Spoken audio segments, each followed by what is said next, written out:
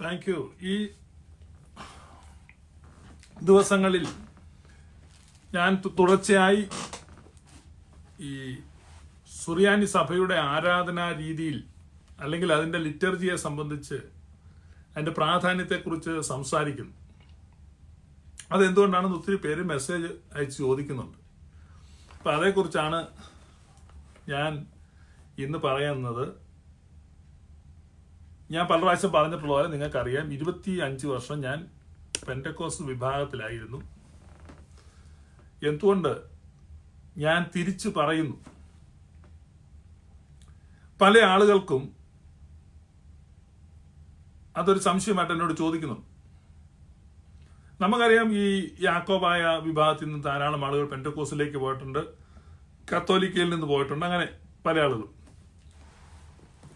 അപ്പൊ അതിന്റെയൊക്കെ കാരണം എന്താണ്? പലരും പല കാരണങ്ങളും പറയാറുണ്ട്.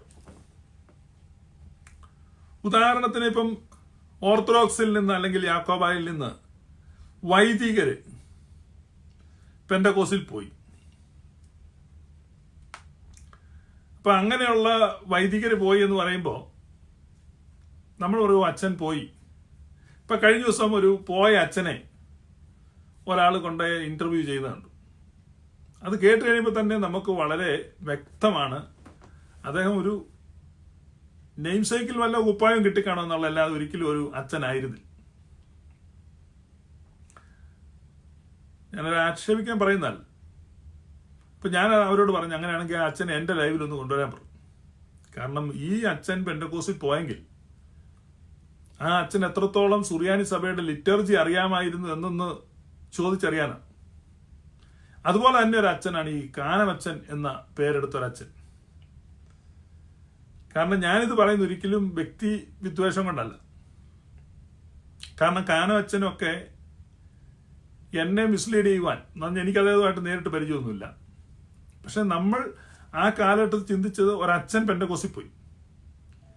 അപ്പൊ അച്ഛൻ എന്ന് പറയുമ്പോൾ നമ്മുടെ മനസ്സിൽ നമ്മൾ ചിന്തിക്കുന്നത് ഈ അച്ഛന്മാർക്ക് ഇതെല്ലാം അറിയാം, അപ്പൊ അത്രയും അറിവുള്ള അച്ഛൻ ഇതാ പോയിരിക്കുന്നു. അപ്പൊ നമ്മൾ പിന്നെ ഒത്തിരി കാര്യങ്ങൾ അന്വേഷിക്കത്തില്ല. സ്വാഭാവികമായിട്ട് നമ്മളും പുറകെ പോവാണ്. അച്ഛൻ പോയി, അപ്പം ഇത് മൊത്തം തെറ്റാന്നുള്ളു. അച്ഛനും വളരെ ഘോര പ്രസംഗിക്കും, അവിടെ അത് തെറ്റുണ്ട്, ഇത് തെറ്റുണ്ട്. എന്ത് തെറ്റെന്നാ പറഞ്ഞ്? ചെണ്ട കൊട്ടുന്നത് തെറ്റാണ്, വെടി പൊട്ടിക്കുന്നത് തെറ്റാണ്, കോഴി അറുക്കുന്നത് തെറ്റാണ്, അല്ല കോഴിയെ വെട്ടുന്നത് തെറ്റാണ്. കോഴിയെ വെട്ടുന്നത് തെറ്റാണ്, പിന്നെ നിങ്ങൾ പിന്നെ കോഴിയെ അതേപടി വിഴുങ്ങാണ്. എനിക്കറിയാമല്ല, ഞാൻ ചോദിക്കുക. കോഴിയെ വെട്ടും തെറ്റാണ്. ഈ കോഴിയെ വെട്ടുക എന്ന് പറഞ്ഞു കഴിഞ്ഞാൽ അതൊരു കൂട്ടായ്മയാണ്. ഇത് പഴയ കാലത്ത് ഒരുമിച്ച് ഇപ്പോൾ പെന്റക്കോസ്റ്റുകാരുടെ മാസയോഗത്തിലൊക്കെ, ഇപ്പം അല്ല, ഒരു 10 കൊല്ലം മുമ്പ് വരെ ഉണ്ടായിരുന്നു. ഇപ്പം അവർ ഓർഡർ ചെയ്യുക. അപ്പം അതൊരു സംഘടിതമായിട്ട് ഒരുമിച്ച് ചേർന്നുള്ള ഒരു കൂട്ടായ്മയാണ്. അപ്പം ആ സമയത്ത് കോഴിയെ വെട്ടുന്നതും ഒക്കെ ഒരു ഉത്സവമാണ്. കോഴിയെ വെട്ടുക, ഒരുമിച്ച് അത് വേവിക്കുക, കറി വെക്കുക, കഴിക്കുക, അതൊരു ഫെലോഷിപ്പാണ്. പരിശുദ്ധ കുർബാന മാത്രമല്ല, അതോടൊപ്പം ഫെലോഷിപ്പ് മീലുമുണ്ട് പഴയ സഭകളിൽ. കോപ്റ്റിക് സഭയില് അങ്ങനെ ഒരു പാരമ്പര്യമുണ്ട്. ഇവിടെ നമുക്ക് കാണാം, അവരുടെ കുർബാനയ്ക്ക് പോയി കഴിയുമ്പം അവരെല്ലാവരും അപ്പം കൊണ്ടുവരും. എല്ലാവരും അപ്പം കൊണ്ടുവന്നിട്ട് അപ്പം അവിടെ വേറൊരു പേര് പറയുന്നു, ബുർക്സ എന്ന് മറ്റാന്ന് തോന്നുന്നു, സുറിയാനി സഭയിൽ പറയുന്നു. നമുക്ക് പഴയ കാലത്ത് പള്ളിയിൽ പോകുന്നവർക്കറിയാം, അവിടെ ഓരോ ഭക്ഷണമൊക്കെ കൊണ്ട് ആളുകൾ വെക്കുമായിരുന്നു. ഇന്നില്ല അത്. അതിന് മുമ്പ് ഒരുമിച്ചുള്ള ഭക്ഷണം. അപ്പൊ അത് എല്ലാ സംസ്കാരങ്ങളിലും നമുക്ക് കാണാൻ കഴിയും. അത് ഏറ്റവും കൂടുതൽ കാണുന്ന പെന്റക്കോസ്റ്റിലാണ്. ഞാൻ പെന്റക്കോസ്റ്റിലാണ്. ഇപ്പൊ ഏറ്റവും കൂടുതൽ ഒരുമിച്ചുള്ള ഫെലോഷിപ്പിംഗ് ആൻഡ് ഫെലോഷിപ്പ് മീൽ. പഴയ കാലത്ത് പെന്റക്കോസ്റ്റുകാരെ കളിയാക്കി തന്നെ പാടിക്കൊണ്ടിരുന്നതാണ്, കപ്പ മീൻ ഉണ്ടാക്കി തിന്നുന്നു. അപ്പൊ അത് നമ്മൾ ആ അർത്ഥത്തിൽ മനസ്സിലാക്കണം. അപ്പൊ ഇവരുടെയൊക്കെ പ്രസംഗങ്ങളിൽ കൂടുതലും നിന്നത് ഈ യാക്കോബായ പള്ളികളിൽ വെടി പൊട്ടിക്കുന്നു, അല്ലെങ്കിൽ കോഴിയെ വെട്ടുന്നു, ഇങ്ങനത്തെ കാര്യങ്ങൾ പറഞ്ഞ് നമ്മളെ തെറ്റിദ്ധരിപ്പിച്ചു. ഞാനും ഒക്കെ അപ്പൊ അതാണ് വലിയ കാര്യമെന്ന് വിചാരിച്ചു. ദൈവശാസ്ത്രം ചർച്ചാ വിഷയമായിട്ടില്ല. ഞാൻ പറഞ്ഞു വന്നത്, ദൈവശാസ്ത്രം ചർച്ചാ വിഷയമായിട്ടില്ല.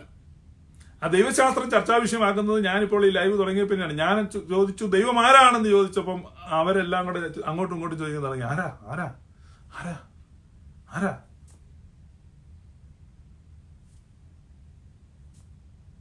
അപ്പോഴാണ് അവർക്ക് അങ്ങനെ ഒരു വിഷയം തന്നെ മനസ്സിലായത്. ദൈവം ആരാണ്? ദൈവം ആരാണ്?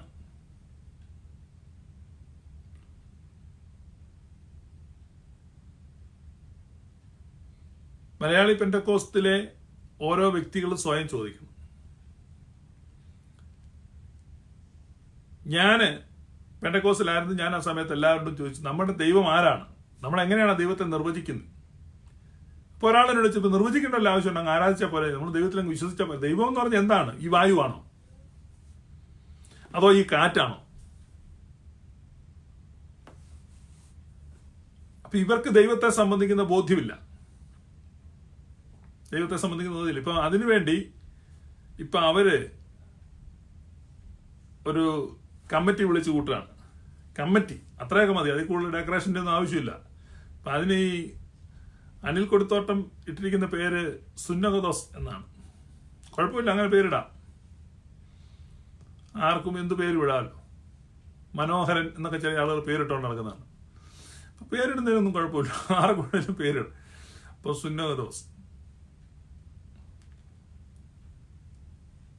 സുറിയാനി സഭ വിട്ട് പെന്തക്കോസ്തിൽ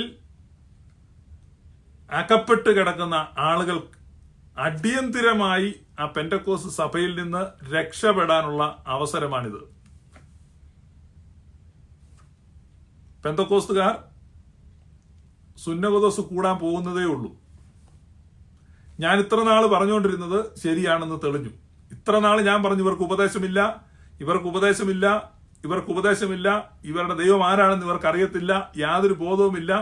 ഇത് കുറെ ആളുകള് ഈ വെള്ളപ്പൊക്കത്തില് പ്ലാവിന്റെ ഇലയിൽ ഉറുമ്പ് കുറെ കയറിയിരിക്കുന്ന ഇത് കയറിയിരുന്ന് പൊക്കോണ്ടിരിക്കുകയാണ്, ഇത് വലിയ കുഴപ്പമാണെന്ന് ഞാൻ പറഞ്ഞു. അതിനെ ശരിവെക്കുന്ന വിധത്തിൽ ഇപ്പൊ അവര് പറയണം നമുക്കൊരു സുന്നകദോസ് ഉണ്ടാക്കും.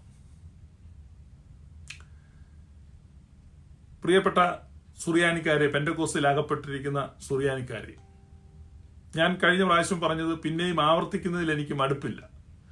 ഞാൻ പറയുകയാണ്, നിങ്ങൾ പെന്തക്കോസ്തിൽ നിൽക്കുന്നത് കൊണ്ട് പണം സമ്പാദിക്കുന്നില്ലെങ്കിൽ, നിങ്ങൾക്ക് ഏതെങ്കിലും വിധത്തിൽ ഉപജീവന മാർഗമോ ധനസമ്പാദന മാർഗമോ അതിനകത്തുണ്ടെങ്കിൽ, നിങ്ങൾ തൊഴിലിന്റെ ഭാഗം എന്ന നിലയ്ക്കോ ബിസിനസിന്റെ ഭാഗം എന്ന നിലയ്ക്കോ നിങ്ങൾക്ക് അവിടെ നിൽക്കുക. ഞാൻ നിങ്ങളോട് നിങ്ങളുടെ വരുമാനം നഷ്ടപ്പെടുത്തി മാറാൻ പറയുന്നില്ല. നിങ്ങൾ ഏതെങ്കിലും അവിഹിത ബന്ധത്തിൽ അകപ്പെട്ടിട്ടില്ലെങ്കിൽ, ചിലപ്പോൾ അവിഹിത ബന്ധങ്ങളിൽ അകപ്പെട്ട് ഊരിപ്പോരാൻ പറ്റാതെ പെട്ടുകിടക്കുന്നവരുണ്ട്.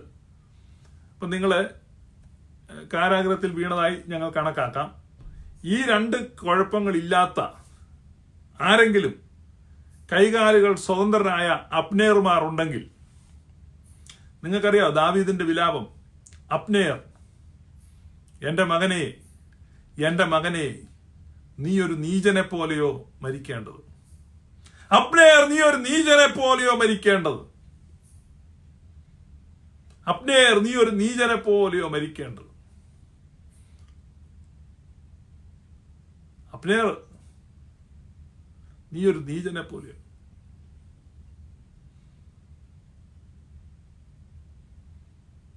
കാരണം യോശുവ നിശ്ചയിച്ച സങ്കേത നഗരങ്ങളുണ്ട്. Refuge cities. സങ്കേത നഗരത്തിനകത്ത് വെച്ച് ആർക്കും ആരെയും കൊല്ലാൻ പറ്റത്തില്ല, പ്രതികാരം ചെയ്യാൻ പറ്റത്തില്ല. രക്തപ്രതികാരം എന്ന് പറയും. അതായത് നമ്മുടെ ഇമ്മീഡിയറ്റ് റിലേറ്റീവിനെ കൊന്നു കഴിഞ്ഞാൽ അവനെ തിരിച്ചു കൊല്ലാമെന്ന് ന്യായപ്രമാണം പറയുന്നുണ്ട്. അതുകൊണ്ട് പ്രതികാരകൻ നമ്മെ കണ്ടാൽ, ഇപ്പൊ ഞാൻ ഒരാളെ കൊന്നു, അയാളുടെ ബ്രദർ എന്നെ കണ്ടാൽ അവൻ എന്നെ കൊല്ലാൻ റൈറ്റ് ഉണ്ട്. അപ്പൊ അങ്ങനെ ഒരു പ്രതികാരകൻ എന്നെ കൊല്ലാൻ വിത്ത് ഓൾ റൈറ്റ് പിച്ചാത്തിയായിട്ട് വരികയാണെങ്കിൽ ഞാൻ എന്ത് ചെയ്യണം? ഞാൻ ഓടി ഏറ്റവും അടുത്തുള്ള സങ്കേത നഗരത്തിൽ കയറിയാൽ മതി, പിന്നെ എന്നെ തൊടാൻ പറ്റത്തില്ല. അപ്പൊ എന്ന് പറഞ്ഞാൽ നമ്മെ പിന്തുടരുന്ന പാപങ്ങൾ, നമ്മെ പിന്തുടരുന്ന ന്യായവിധികൾ അവിടെ അവസാനിക്കുകയാണ്, സങ്കേത നഗരത്തിങ്കൽ സ്റ്റോപ്പ് ആവുക. അപ്പൊ സങ്കേത നഗരത്തിനകത്ത് യാതൊരു ശിക്ഷാവിധിയുമില്ല. അതാണ് അപ്പോസ്തലനായ പൗലോസ് എഴുതുന്നത്, ഇന്നു മുതൽ ക്രിസ്തുയേശുവിലുള്ളവർക്ക് ഒരു ശിക്ഷാവിധിയുമില്ല. ഈ ഓൾഡ് ടെസ്റ്റമെന്റ് ഇരുന്ന് വായിക്കുന്നല്ലാതെ അതിന്റെ പശ്ചാത്തലം എന്താണ്, അതിന്റെ അർത്ഥം എന്താണെന്ന് മനസ്സിലാക്കുന്നില്ല. അപ്പൊ Christ is our refuge city. ക്രിസ്തുവാണ് നമ്മുടെ സങ്കേത നഗരം. അപ്പൊ ഈ സങ്കേത നഗരത്തിനകത്ത് അപ്നേർ നിൽക്കുകയാണ്. അപ്പൊ അപ്നേറിനെ കൊല്ലാൻ വേണ്ടി യോവാബ് എന്ത് ചെയ്തു? യോവാബ് അബ്നേറിനോട് ചാട് വാക്കുകളൊക്കെ പറഞ്ഞ് കൂട്ടിക്കൊണ്ട് പട്ടണവാതിക്കലേക്ക് പോയി. നമുക്ക് വർത്തമാനം പറഞ്ഞ് നടക്കാമെന്ന് പറഞ്ഞ് നടക്കുകയാണ്. പട്ടണവാതിക്കലേക്ക് പോയി. അപ്പൊ ഈ മരമണ്ടൻ മനസ്സിലാക്കണ്ടേ, ഭയങ്കര ലോഹ്യവ. സങ്കേത നേരത്തിനകത്ത് വെച്ച് ഒന്നും ചെയ്യാൻ പറ്റത്തില്ല. അതിന് പട്ടണവാതിക്കലേക്ക് പോവാണ്. പട്ടണവാതിലിന് പുറത്തോട്ട് കയറുകയും യോവാബ് എന്ത് ചെയ്തു? അബ്നേറിനെ കുത്തിക്കൊന്നു. അപ്പൊ അബ്നേർ കൊല്ലപ്പെട്ട് കിടക്കുന്ന കാഴ്ച കണ്ട് ദാവീദ് പൊട്ടിക്കരയാണ്. ദാവീദ് പറയാണ്, അബ്നേർ, നീ ഒരു നീചനെ പോലെയോ മരിക്കേണ്ടത്. അബ്നേർ, നീ ഒരു നീചനെ പോലെയോ മരിക്കേണ്ടത്. നിന്റെ കൈകാലുകൾ ബന്ധിച്ചിരുന്നില്ല. നിന്റെ കൈകാലുകൾ ബന്ധിച്ചിരുന്നില്ല.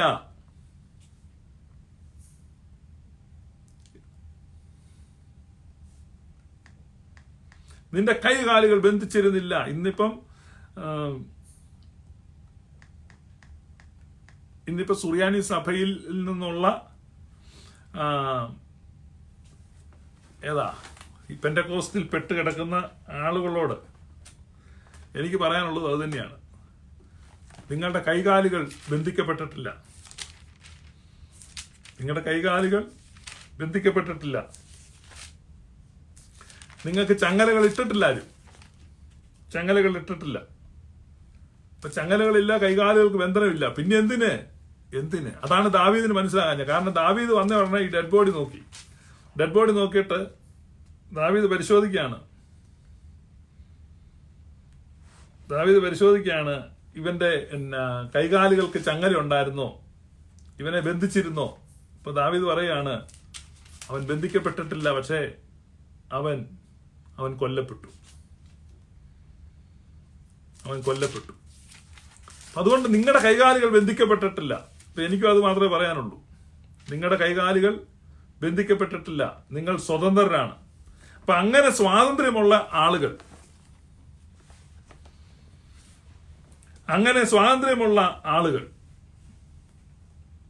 അതിൽ നിന്ന് രക്ഷപ്പെടണം. സങ്കേത നഗരത്തിലേക്ക് വരണം.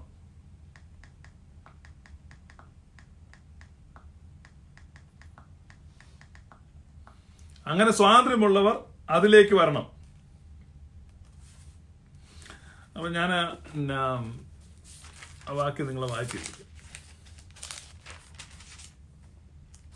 2 ശമൂവേൽ 3:32. അവർ അബ്നേറിനെ ഹെബ്രോനിൽ അടക്കം ചെയ്തപ്പോൾ രാജാവ് അബ്നേറിന്റെ ശവക്കുഴിക്കൽ ഉറക്കെ കരഞ്ഞു. സകല ജനവും കരഞ്ഞു. രാജാവ് അബ്നേറിനെ കുറിച്ച് വിലാപഗീതം ചൊല്ലിയത് എന്തെന്നാൽ, അബ്നേർ ഒരു നീചനെ പോലെയോ മരിക്കേണ്ടത്. നിന്റെ കൈ ബന്ധിച്ചിരുന്നില്ല, നിന്റെ കാലിന് ചങ്ങല ഇട്ടിരുന്നില്ല. നീതി കെട്ടവരുടെ മുമ്പിൽ പട്ടുപോകും പോലെ നീ പട്ടുപോയല്ലോ. സകല ജനവും അവനെക്കുറിച്ച് കരഞ്ഞുകൊണ്ടിരുന്നു.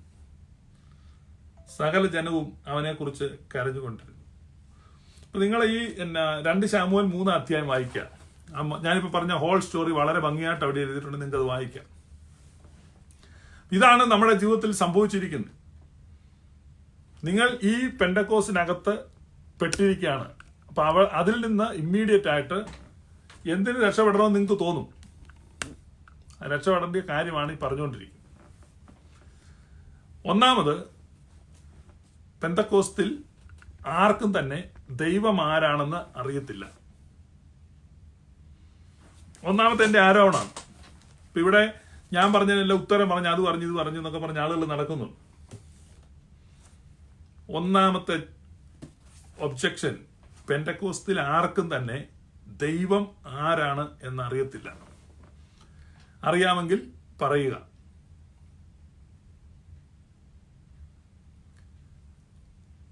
Pastor K C. ചാക്കോ എനിക്കെതിരായിട്ട് ലേഖന പരമ്പര പ്രസിദ്ധീകരിക്കുമെന്ന് പറഞ്ഞ പ്രതീക്ഷയോടെ കാത്തിരുന്ന ഹല്ലേലൂയ പത്രം പുറത്തിറങ്ങി ഒന്നുമില്ല. കാരണം ഞാൻ അതിന് പറഞ്ഞാൽ ഇന്ന് ദൈവം ആരാന്നൊന്ന് എഴുതണം. അതല്ലേ ആദ്യം എഴുതണ്ടേ? അത് 115 കൊല്ലമായിട്ട് പെന്തക്കോസ്തുകാർക്ക് മനസ്സിലായിട്ട് പിന്നെ ഇപ്പൊ എഴുതാൻ പോണം. നിങ്ങൾ പറ്റുമെങ്കിൽ എഴുത്. അപ്പൊ അതിനുവേണ്ടിയാണ് ഇപ്പൊ സുന്നോദോസ് ഉണ്ടാക്കുന്നത്. സുന്നോദോസ് കൂടി ഇനി. അപ്പൊ അതുകൊണ്ട് സുറിയാനിക്കാർ മനസ്സിലാക്കുക, അവര് ഇപ്പൊ നിങ്ങളൊരു കടയിൽ കയറിയിരിക്കുക, അല്ലെ ഒരു വീട്ടിൽ ഭക്ഷണത്തിലിരിക്കുക, അപ്പൊ അവര് അരി മേടിക്കാൻ പോയിട്ടേ ഉള്ളൂ. ഇവിടെ നല്ല ഒന്നാന്തരം ബിരിയാണി സെർവ് ചെയ്തുകൊണ്ടിരിക്കുകയാണ്, ചൂട് ബിരിയാണി. അതുകൊണ്ട് ഞാൻ പറയാണ്, ഒരിടത്ത് നിങ്ങൾ അരി മേടിക്കാൻ പോയിട്ടേ ഉള്ള ആ കടയിൽ ഇരിക്കാതെ ഇവിടെ ചൂട് ബിരിയാണി സെർവ് ചെയ്യുന്ന സ്ഥലത്തോട്ട് പോരെ.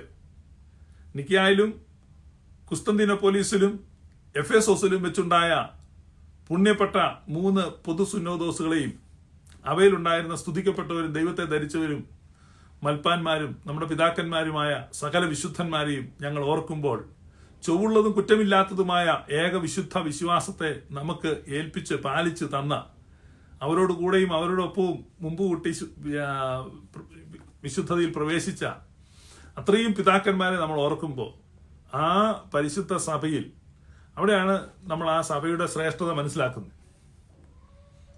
ആ സഭയിൽ അവിടെ ഉപദേശങ്ങൾക്ക് ക്ഷാമമില്ല, കൃത്യമായ ഉപദേശമുണ്ട്. അപ്പൊ ഇവരുടേതുപോലെ എന്നാ ഇത് പറയുന്നത്, ഇപ്പോഴും അൺസർട്ടനിറ്റി നിൽക്കൽ. 1-ാം സുന്നോദോസ് കൂടാൻ പോകുന്നേ ഉള്ളൂ അവര്. ഗതികേട് നിങ്ങൾ മനസ്സിലാക്കുക, ഞാൻ കളിയാക്കുന്നല്ല. 1-ാം സുന്നോദോസ് കൂടാൻ അവര് ആലോചനകളും ഒക്കെ ഉണ്ടാക്കുന്നേ ഉള്ളൂ. 1-ാം സുന്നോദോസ്, നമ്മുടെ സഭയെ സംബന്ധിച്ച് 1-ാം സുന്നോദോസിന് മുൻകൈ എടുത്തത് റോമൻ ചക്രവർത്തി കോൺസ്റ്റന്റൈനാണ്. അങ്ങേര് നരകത്തിലെ വിറവുകൊള്ളിയാണ്. ഇവിടെ 1-ാം സുന്നോദോസിന് അനിൽ കൊടുത്തോട്ടമാണ് മുൻകൈ എടുക്കുന്നത്. നിങ്ങളാ കോൺസ്റ്റന്റൈന് ഒപ്പം നിൽക്കുന്നത് ഇപ്പം കൊടുത്തോട്ട, രണ്ടും കോയാണ്. കോൺസ്റ്റന്റൈൻ മുതൽ കൊടുത്തോട്ടം വരെ. ഇപ്പൊ കോൺസ്റ്റന്റൈൻ സുന്നോദോസ് വിളിച്ചു കൂട്ടി, ഇവിടെ ഇതാ കൊടുത്തോട്ടം സുന്നോദോസ് വിളിച്ചു കൂട്ടും. ദൈവം ആരാണെന്നൊക്കെ തീരുമാനിക്കുമായിരിക്കും.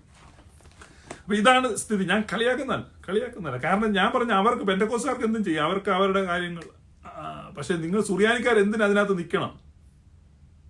നിങ്ങൾക്ക് ഈ കറയില്ലാത്ത പൗരോഹിത്യവും ശുദ്ധമായ പാരമ്പര്യവും വ്യക്തമായ ദൈവശാസ്ത്രവും ഉള്ളവരിൽ ഈ 2 ദോഷമില്ലാത്തവർ ഏതാ? അവിടെ നിന്ന് ചില്ലറ ഉണ്ടാക്കാത്തവരും അവിഹിത ബന്ധങ്ങളിൽ ഏർപ്പെടാത്തവരുമായ സുറിയാനിക്കാർക്ക് രക്ഷപ്പെടാനുള്ള ഒരവസരമാണ്, അതിനുള്ള ഒരു ആഹ്വാനമാണ്.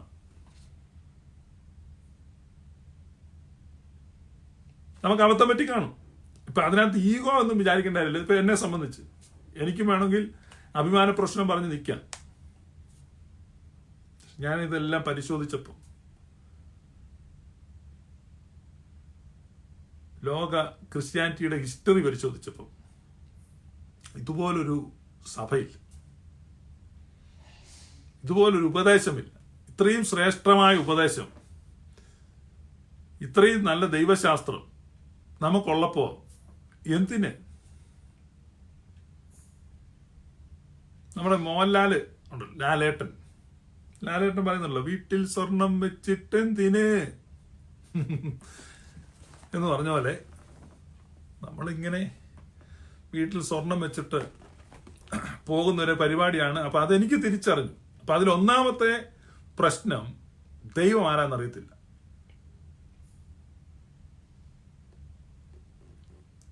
കാള തന്റെ ഉടയവനെ, കഴുത തന്റെ യജമാനന്റെ, പുൽത്തൊട്ടി അറിയുന്നല്ലോ എൻ ജനമറിയുന്നില്ല,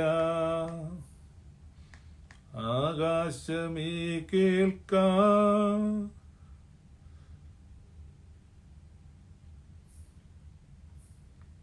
ഭൂമിയെ ചെവി തരിക. അപ്പൊ അതിനകത്ത് ഏറ്റവും വലിയ ആക്ഷേപമാണ്, എന്റെ ജനം എന്നെ അറിയുന്നില്ല.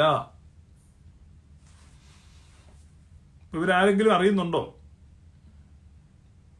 ഫീൽ ചെയ്യുന്നുണ്ടായിരിക്കും ചില ആളുകൾക്ക്. ഒരുപാട് നിഷ്കളങ്കരും നിരപരാധികളും നിസ്സഹായരും നിസ്വരും ഒക്കെ അതിനകത്തുണ്ട്, എന്നെ കേൾക്കുന്നുണ്ട്. പക്ഷെ നിർഭാഗ്യവശാൽ ഇല്ല. കാരണം ദൈവം ആരാണെന്ന് അറിയത്തില്ല. ദൈവം ആരാണെങ്കിൽ ദൈവം ആരാണെന്ന് പറ. നിങ്ങളിപ്പോ എന്നെ കേൾക്കുന്ന ആരെങ്കിലും ഉണ്ട് ഇതിന്റെ കീഴെ ഒന്ന് നോക്കട്ടെ. എബ്രഹാം എം ജോൺ,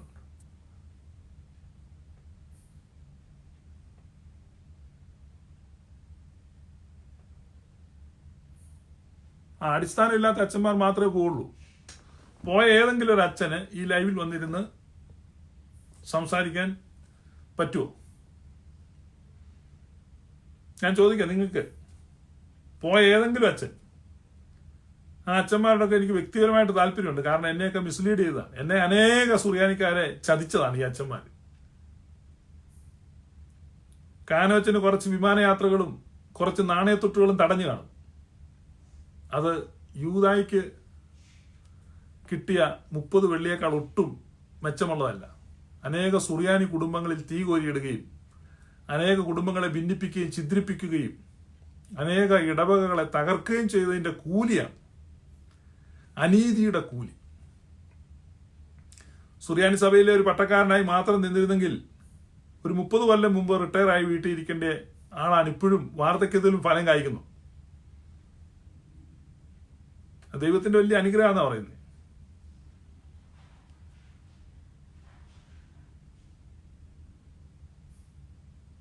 ഞാൻ ചോദിക്കുന്നത്, നമുക്ക് സംസാരിച്ചു നോക്കാം. ലിറ്റർജി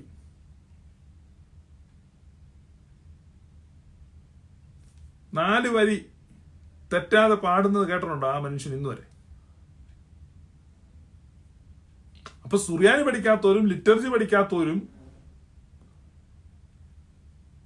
ഉപജീവന മാർഗം എന്ന നിലയ്ക്ക് കുപ്പായം മേടിച്ചിട്ട് അതിനേക്കാൾ മെച്ചമായ ഉപജീവന മാർഗം എന്ന നിലയ്ക്ക് പെന്തക്കോസ്തിലോട്ട് ചാടിയെന്നേ ഉള്ളൂ.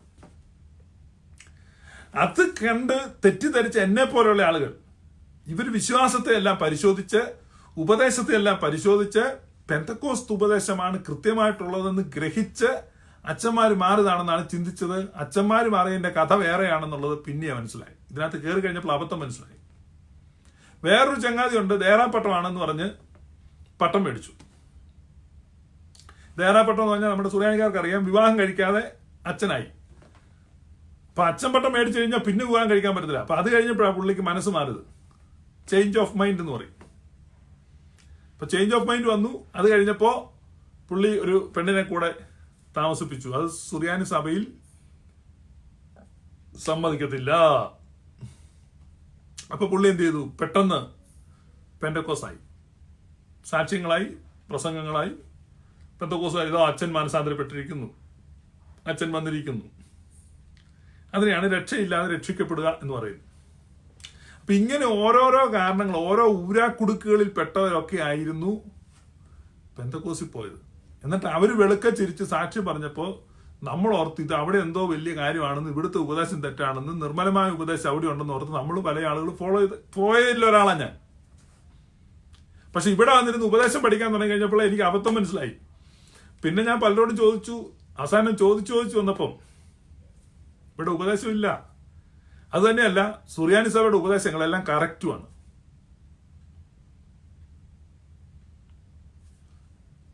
താപസ ശ്രേഷ്ഠന്മാർ, പ്രാർത്ഥനാ മല്ലന്മാർ, ദൈവത്തെ ധരിച്ചവർ, സ്ലീഹന്മാരും സ്ലീഹായ്ക്ക് അടുത്തവരും അവരെഴുതിയ ഉപദേശങ്ങളും പ്രാർത്ഥനകളും നമുക്കുള്ളത്. അത് തെറ്റില്ല. തെറ്റില്ലെന്ന് തന്നെയല്ല, അതിൽ അതിശ്രേഷ്ഠമായിരിക്കുന്ന ആത്മീക മർമ്മങ്ങളാണുള്ളത്.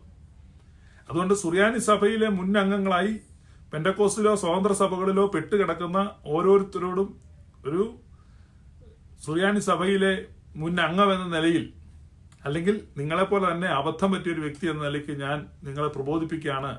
പെന്തക്കോസ്ത് ഉപദേശം മുഴുവൻ തെറ്റാണെന്ന് പറയാൻ ഉപദേശം തന്നെ നിലനിൽക്കുന്നില്ലാത്ത സാഹചര്യത്തിൽ അവർക്കുള്ള ഉപദേശം എല്ലാം തെറ്റാണ്, യാതൊരു അടിസ്ഥാനവും ഇല്ലാത്തതാണ്. ഞാൻ ഈ കഴിഞ്ഞ നാളുകളിൽ മുഴുവൻ അത് തുടർച്ചയായി പറഞ്ഞുകൊണ്ടിരിക്കുകയാണ്. ഇതുവരെ ഒരു മനുഷ്യനും വന്നിട്ടില്ല. ഇതുവരെ ഒരാളെ അവർ കൊണ്ടുവന്നപ്പം ഇല്ലാത്ത നിബന്ധനയൊന്നുമില്ല, ഏതാണ്ടൊക്കെ നിബന്ധന വെച്ചിട്ട് ഇന്നുവരെ ഇല്ലാത്ത ഒരു സഭയുടെ ഉപദേശം പരിശോധിക്കാന്നൊക്കെ പറഞ്ഞു. പെന്തക്കോസ്ത് ഉപദേശം. ഞാൻ അതിനി മാറി അച്ഛന്മാർ ആരെങ്കിലും ഉണ്ടെങ്കിൽ, ഞാൻ അച്ഛന്മാരുടെ പേരൊന്നും പറയുന്നില്ല, കാനാച്ചന്റെ പേര് മാത്രം, കാരണം പുള്ളി ഏറ്റവും ഫേമസ് സീനിയറായിട്ട് പറഞ്ഞു. ബാക്കി മാറി അച്ഛന്മാരുടെ ഒക്കെ കാര്യങ്ങള്, മാറിയതിന്റെ സാഹചര്യങ്ങളൊക്കെ വിശദീകരിച്ചാൽ അതൊക്കെ ഈ സെൻസർ ബോർഡ് കട്ട് ചെയ്ത് കളയും. അതുകൊണ്ട് ഞാൻ ഇവിടെ പറയുന്നില്ല. അന്തസ്സുള്ള ശരിയായി പഠിച്ച ഒരച്ഛനും മാറിയിട്ടില്ല എന്നുള്ളതാണ് ശരി. ബാക്കിയൊക്കെ പരസ്യത്തിന് വേണ്ടിയുള്ള തട്ടിപ്പുകളായിരുന്നു. നിന്റെ കാലുകൾ ആരും ബന്ധിച്ചിരുന്നില്ല ജിജി വർഗീസ്. അപ്പം ബന്ധിക്കപ്പെട്ടവരുണ്ട്. ബന്ധിക്കപ്പെടാതെ നിൽക്കുന്ന ആളുകളോട് ദാവീദ് വിലാപം കഴിക്കുകയാണ്. അബ്നേർ, നീ ഒരു നീചനെ പോലെയോ മരിക്കേണ്ടത്. നിന്റെ കാലുകൾ ബന്ധിച്ചിരുന്നില്ല, നിന്റെ കൈകളിൽ ചങ്ങല ഇട്ടിരുന്നില്ല. സ്വയം പരിശോധിക്കുക ഓരോരുത്തരും. ഞാൻ ബന്ധിതനാണോ? ഞാൻ ചങ്ങലകൾ കെട്ടപ്പെട്ടിരിക്കുന്നതാണോ? ഇപ്പൊ പെന്തക്കോസ്തുകാർ ആർക്ക് വേണേലും ഉത്തരം പറയാം. ഇപ്പൊ 146 പേര് ഈ ലൈവിൽ വാച്ച് ചെയ്യുന്നു. ഇതിൽ നിങ്ങൾ പെന്തക്കോസ്തുകാരുണ്ടെങ്കിൽ യു ക്യാൻ ജോയിൻ. ഒരു റിക്വസ്റ്റ് സെൻഡ് ചെയ്യുക. ഇവിടെ ജോയിൻ ചെയ്തിട്ട് ധൈര്യമായിട്ട് പറയൂ നിങ്ങളുടെ ദൈവം ആരാണ്. ആരെങ്കിലും ഉണ്ടോ? ഞാനിവിടെ നിങ്ങളെ ഉപദ്രവിക്കുന്നില്ല. നിങ്ങൾക്ക് ഇനഫ് ടൈം തരും. നിങ്ങളുടെ ദൈവം ആരാണെന്ന് ഈ കേൾക്കുന്ന ആളുകൾക്കും സംശയമുള്ളവർക്കും മനസ്സിലാവുമല്ലോ. നമുക്ക് സംഗതികൾ സിമ്പിൾ ആക്കാം. ഇതാ ഇവിടെ ഒരു റിക്വസ്റ്റ് അയക്കുക.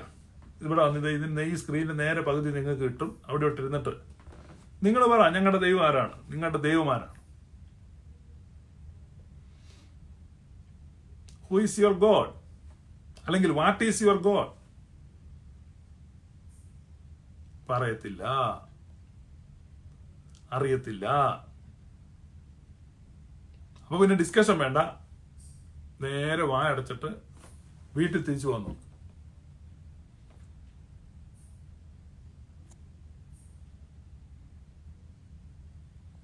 ഇവിടെ ഞാൻ നോക്കുകയാണ്. ഇവിടെ ഓക്കെ, ആർക്കെങ്കിലും ഈ ലൈവ് ചോദിക്കുകയാണെങ്കിൽ റിക്വസ്റ്റ് അയക്കുന്നപ്പോൾ ഒരു കമന്റ് എഴുതുക. അപ്പൊ ഞാൻ ആഡ് ചെയ്യാം ആർക്ക് വേണമെങ്കിലും. സജീവ് വർഗീസ്, സജീവ് വർഗീസ് പെന്തക്കോസ് അല്ല, സജീവ് വർഗീസ് ഓർത്തഡോക്സ് ആണ്. അദ്ദേഹം ചുമ്മാ തമാശന് എഴുതുന്നത്.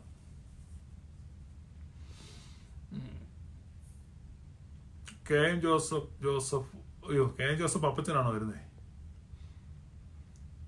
കെ എം ജോസഫ് അപ്പച്ചൻ എന്നോട് പറഞ്ഞിട്ടുണ്ട് ഇതിനകത്ത് ചേർന്നെന്നുള്ളൊരവസ്ഥ എനിക്ക് പറ്റിയിട്ടുള്ളത്.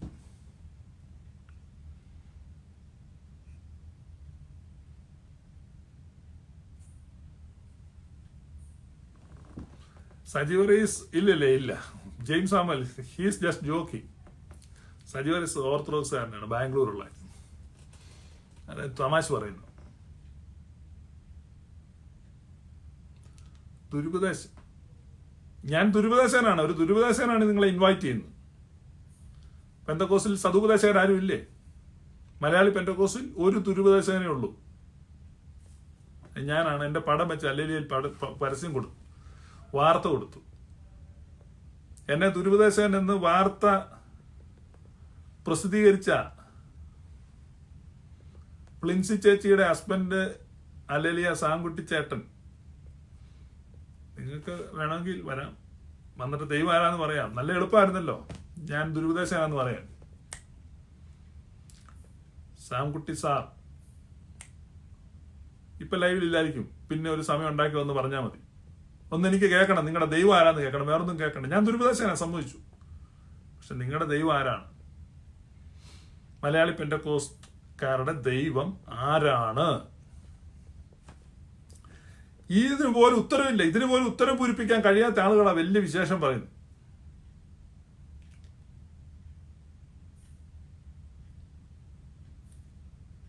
മലയാളി പെന്തക്കോസ്തുകാർ ആരാധിക്കുന്ന ദൈവം ഒരു ആഫ്രിക്കൻ ഗോത്ര ദൈവമാണ്. ഡ്രമ്മിന്റെ താളത്തിൽ ശക്തി വർഷിക്കുന്ന ഒരു ദുർമൂർത്തിയാണ്. ഞാൻ ചുമ്മാ തമാശ പറയുന്നല്ല, ഐ ആം വെരി സീരിയസ്.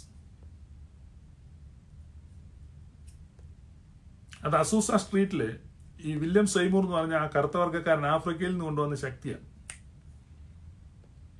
നിങ്ങൾ വിചാരിക്കുന്ന പോലെ ബൈബിളിലെ യേശു അല്ല, അതിനെ പറയുന്ന മറ്റൊരു യേശു. അതുകൊണ്ടാണ് അവർ യേശുവിനെ മാത്രം ആരാധിക്കുന്നത്. പിതാവിൽ നിന്നും പരിശുദ്ധാത്മാവിൽ നിന്നും വേറിട്ട് ഉള്ള യേശു. ഇവർ യേശുവുമായിട്ടുള്ള പേഴ്സണൽ ബന്ധം, ചോരക്കൊതിയനായ ദൈവം, രക്തദാഹിയായ ദൈവം, പ്രതികാരമോഹിയായ ദൈവം, പ്രതികാരം ചെയ്യാനിരിക്കുന്ന ദൈവം, ആ ദൈവമാണ് നിങ്ങളുടെ മനസ്സിലേക്ക് അവർ കുത്തിവെക്കുന്നത്. സ്നേഹ സ്വരൂപനായ ദൈവം, ക്ഷമയുടെ സാഗരമായ ദൈവം. അതാണ് ബൈബിൾ പരിചയപ്പെടുത്തുന്ന യേശുക്രിസ്തു കാണിച്ചു തന്ന ദൈവം. പിതാവിനെ ഞങ്ങൾക്ക് കാണിച്ചു തരണം, എന്നാൽ ഞങ്ങൾക്ക് മതി. എന്നെ കണ്ടവൻ പിതാവിനെ കണ്ടിരിക്കുന്നു. ഞങ്ങൾ ഗ്ലോറിയസ് ഗോസ്പൽ വിശ്വസിക്കുന്നത് യേശുക്രിസ്തു പരിചയപ്പെടുത്തിയ ആ സത്യദൈവത്തെ, പിതാവും പുത്രനും പരിശുദ്ധാത്മാവുമായ ദൈവിക ത്രിയേകത്വത്തെ ഞങ്ങൾ ഘോഷിക്കുന്നു, ഞങ്ങൾ വിശ്വസിക്കുന്നു, ഞങ്ങൾ ആഘോഷിക്കുന്നു. That is glorious gospel. ഇത് പ്രതികാരമോഹിയായ ദൈവം, പ്രതികാരമോഹിയായ ദൈവം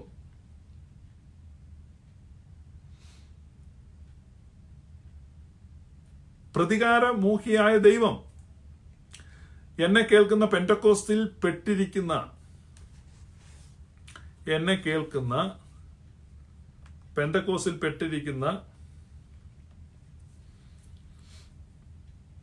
ഓരോരുത്തരും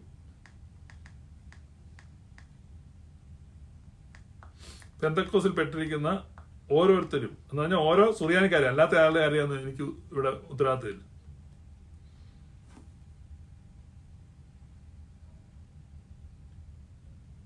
ഓരോരുത്തരും ചിന്തിക്കുക, ഞാൻ എന്തിന് ഇതിനകത്ത് നിൽക്കുന്നു? നിങ്ങൾക്ക് പണം ഉണ്ടാക്കുന്നുണ്ടെങ്കിൽ ഓക്കെ, നിങ്ങൾ അവിടെ നിൽക്കുക. നിങ്ങൾ അവിഹിത ബന്ധത്തിലാണെങ്കിൽ ഓക്കെ, നിങ്ങൾ അവിടെ നിൽക്കുക. എന്ത് ചെയ്യാൻ പറ്റും? അല്ലെങ്കിൽ നിങ്ങൾ ചിന്തിക്കേണ്ട സമയമാണിത്. This is high time. ചിന്തിക്കുക. ഒന്ന്, ദൈവം ആരാണെന്ന് പോലും അറിയാത്ത ഒരു പ്രസ്ഥാനം. രണ്ട്, പിന്നെ എന്തിന് രോഗശാന്തി, വിടുതല്? എന്ത് രോഗശാന്തിയാണ് നിങ്ങൾക്ക് കിട്ടിയത്? കഴിഞ്ഞ 10 കൊല്ലത്തിനിടെ നിങ്ങൾക്ക് കിട്ടിയ രോഗശാന്തി എന്താണ്?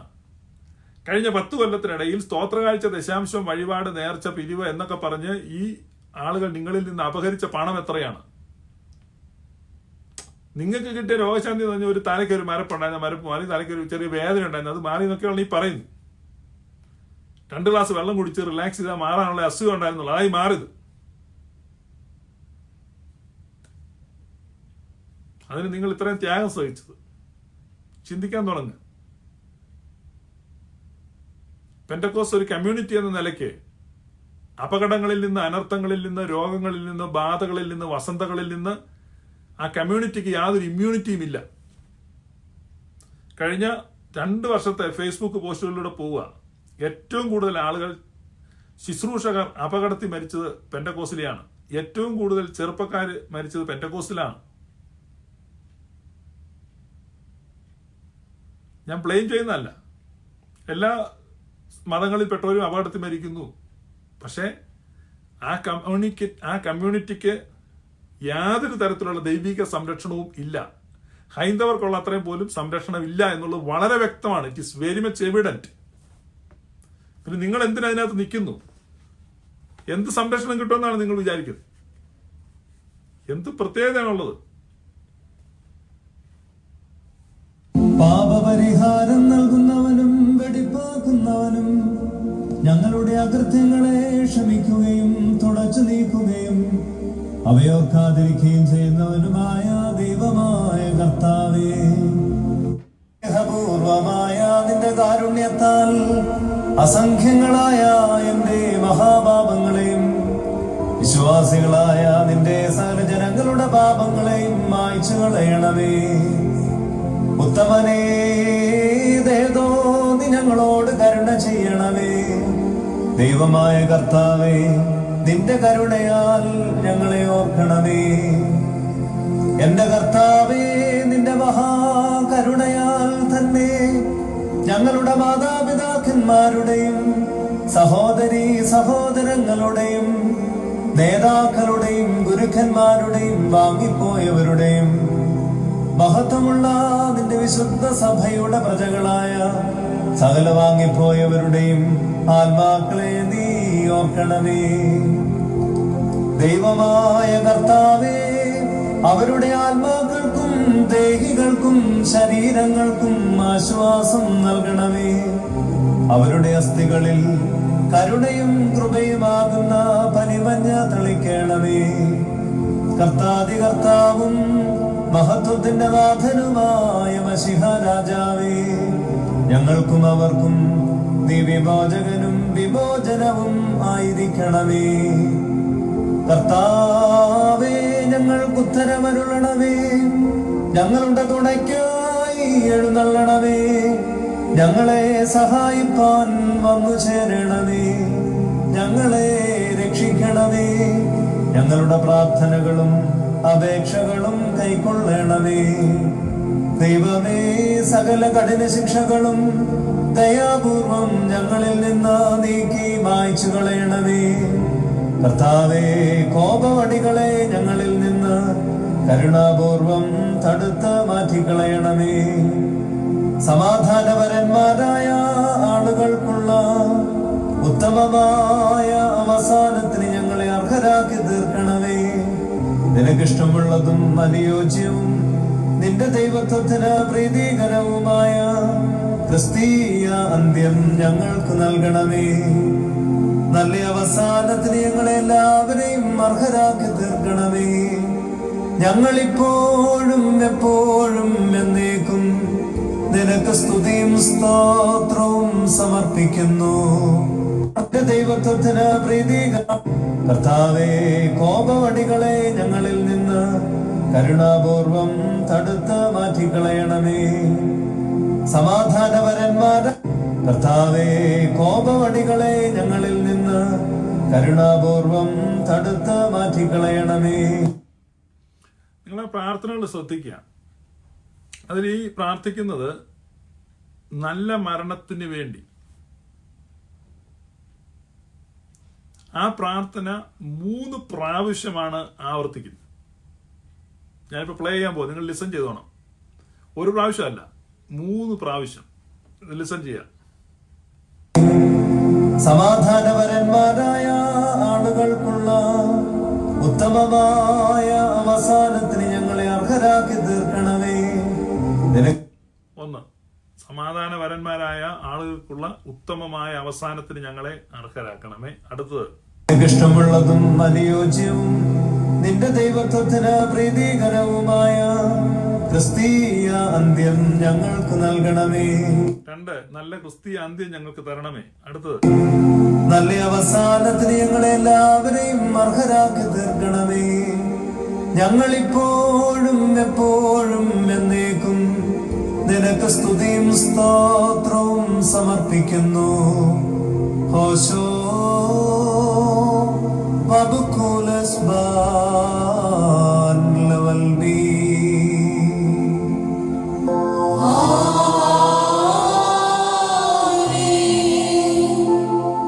ഭൗമിക കന്യക അതിശയനീയമാംവിധം പ്രസവിക്കുകയും ബത്ലഹേം ഓഫർത്ത സന്തോഷപൂർവം ബഹുമാനിക്കുകയും യോർദാൻ നദി ആനന്ദപൂർവം ആഗ്രഹിക്കുകയും കുരിശുമരത്തിന്മേൽ ഗോകുൽത്ത ആഘോഷിക്കുകയും സൃഷ്ടികളുടെ ജീവനും രക്ഷയ്ക്കും വേണ്ടി സ്വമനസാലെ ബലിയായി തീരുകയും തന്റെ ബലി മൂലം സകല ജാതികൾക്കും പാപപരിഹാരം നൽകുകയും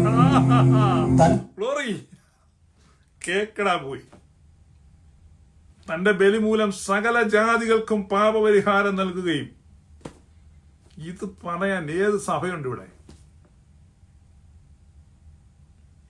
ഇതാണ് revelation. Revelation of Syriac fathers. മരുഭൂമിയിൽ ദൈവത്തെ മുഖാമുഖം കണ്ടിട്ട് അവരെഴുതി വെച്ചത്.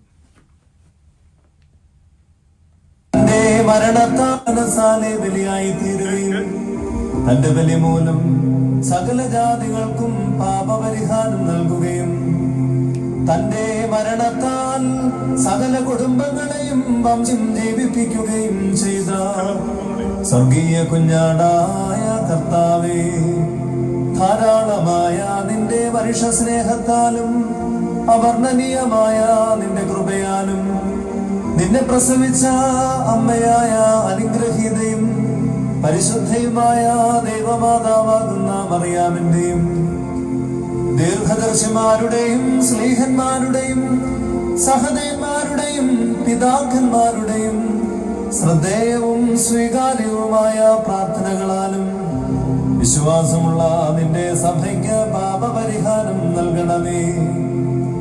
വിവേകമുള്ള നിന്റെ ഇടവകയെ അനുഗ്രഹിക്കണമേ. അനാഥരായ നിന്റെ ആടുകളെ കാത്തുകൊള്ളണമേ. ആചാര്യത്വ നൽവരമുള്ള നിന്റെ അവകാശത്തെ ശുദ്ധീകരിക്കണമേ. സൃഷ്ടിയിൽ നിന്റെ ശാന്തി വസിപ്പിക്കണമേ. ഭൂതലത്തിൽ നിന്റെ സമാധാനം വാഴുമാറാകണമേ. രോഗികളെ നീ സന്ദർശിച്ച സൗഖ്യം നൽകണമേ. ക്ലേശിച്ചിരിക്കുന്നവരെ ആശ്വസിപ്പിക്കണമേ. അടിമത്തത്തിലിരിക്കുന്നവർക്ക് വിടുതലും മോചനവും, ബന്ധികൾക്ക് സ്വാതന്ത്ര്യവും, വിശ്വാസികളായ വാങ്ങിപ്പോയവർക്ക് നല്ല ഓർമ്മയും ആശ്വാസവും സന്തോഷവും ആനന്ദവും നീ നൽകണമേ. ഈ പ്രാർത്ഥനയാണ് ഞാൻ രക്ഷപ്പെട്ടെ. അറിയോ, ഞാൻ കേൾപ്പിക്കാം. ഈ ഭാഗമാണ് എന്നെ വിടുവിച്ച് നൽകണമേ. ക്ലേശിച്ചിരിക്കുന്നവരെ ആശ്വസിപ്പിക്കണമേ. അടിമത്തത്തിലിരിക്കുന്നവർക്ക് വിടുതലും മോചനവും, ബന്ധികൾക്ക് സ്വാതന്ത്ര്യവും, വിശ്വാസികളായ വാങ്ങിപ്പോയവർക്ക് നല്ല ഓർമ്മയും ആശ്വാസവും സന്തോഷവും ആനന്ദവും നീ നൽകണമേ. ഈ ആചാര്യത്വ ശുശ്രൂഷ വിശ്വാസപൂർവം നീ ഭരമേൽപ്പിച്ചിട്ടുള്ള ഭാവിയായ എനിക്ക് യഥാർത്ഥ ആചാര്യന്മാർക്ക് ഉചിതമായ നടപടികൾ നൽകണമേ. ഞാൻ അയോഗ്യനായിരിക്കെ കൃപാപൂർവം നീ എനിക്ക് ഭരമേൽപ്പിച്ചു തന്നിരിക്കുന്ന താലന്തിനെ നിന്റെ പ്രചോദനത്താൽ എന്നിൽ കൂടെ വ്യാപരിപ്പിച്ചുകൊള്ളണമേ. വിശ്വസ്തരും ജ്ഞാനികളുമായ ഭവന വിചാരകന്മാരോടുകൂടെ നിന്റെ കരുണയാൽ നിന്നിൽ നിന്നുള്ള പ്രതിഫലത്തിന് ഞാൻ യോഗ്യനായി തീരണമേ. എന്തെന്നാൽ ദൈവമേ, നീ ഉത്തമനും ദാനത്തിൽ സമൃദ്ധിയുള്ളവനും നിന്റെ നൽവരങ്ങൾ അളവില്ലാത്തവയും ആകുന്നുവല്ലോ.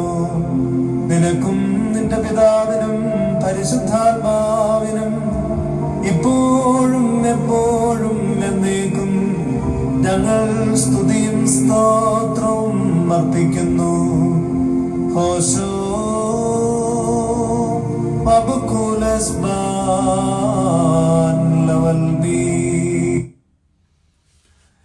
ഇതൊരു സാമ്പിൾ പ്രെയർ ആണ്. ഇതുപോലെയുള്ള പ്രേയേഴ്സാണ്.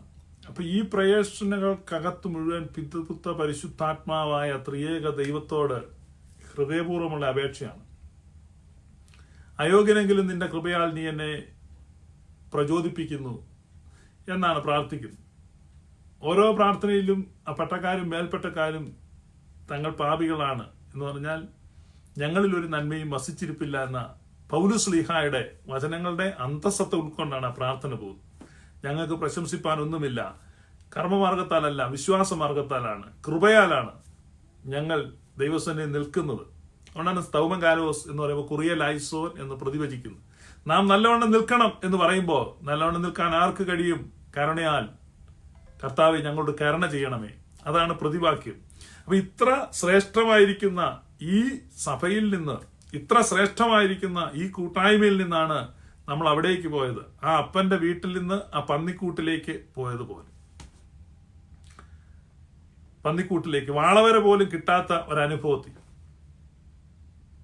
അനാവശ്യമായ പീഡനങ്ങളേറ്റ് യാതൊരു തര യോഗ്യതകളുമില്ലാതെ ഇന്നലെ അതുവഴി പോകാൻ ഇന്ന് ബൈബിളുമായിട്ട് വന്ന് നിന്നെ ശാസിക്കുകയും നിന്റെ കുടുംബത്തെ ബത്സിക്കുകയും നിന്റെ പിള്ളേരുടെ തലയിൽ കൈവെക്കുകയും ഒക്കെ ചെയ്യുന്ന തോന്നിവാസ കളരിയിൽ നീ പോയി ഇരിക്കുക.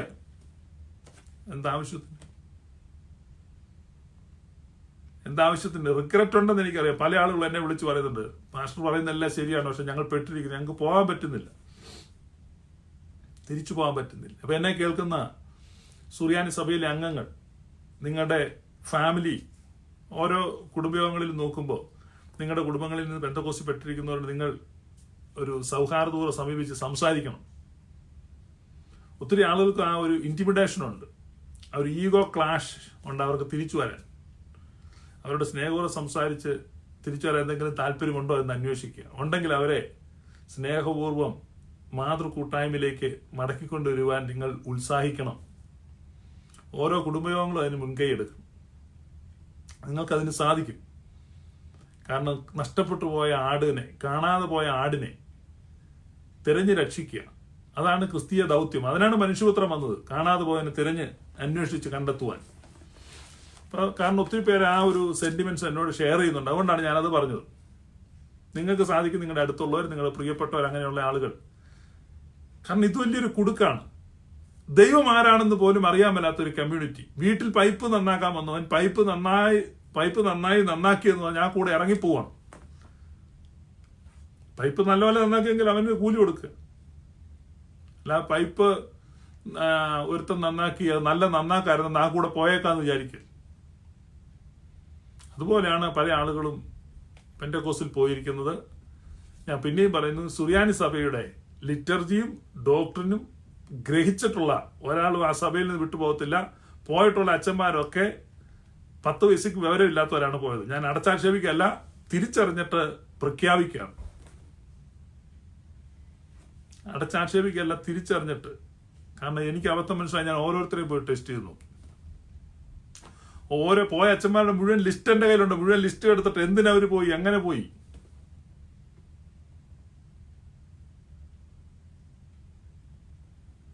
ഇത്ര സത്യമായ, ഇത്ര ശ്രേഷ്ഠമായ, ഇത്ര ശുദ്ധമായ, ഇത്ര വിശുദ്ധമായ, ഇത്ര ദൈവികമായ പ്രാർത്ഥനകളും ഇത്ര ദൈവികമായിരിക്കുന്ന ഉപദേശവും മറ്റൊരിടത്ത് നമുക്ക് കാണാൻ കഴിയുന്നില്ല.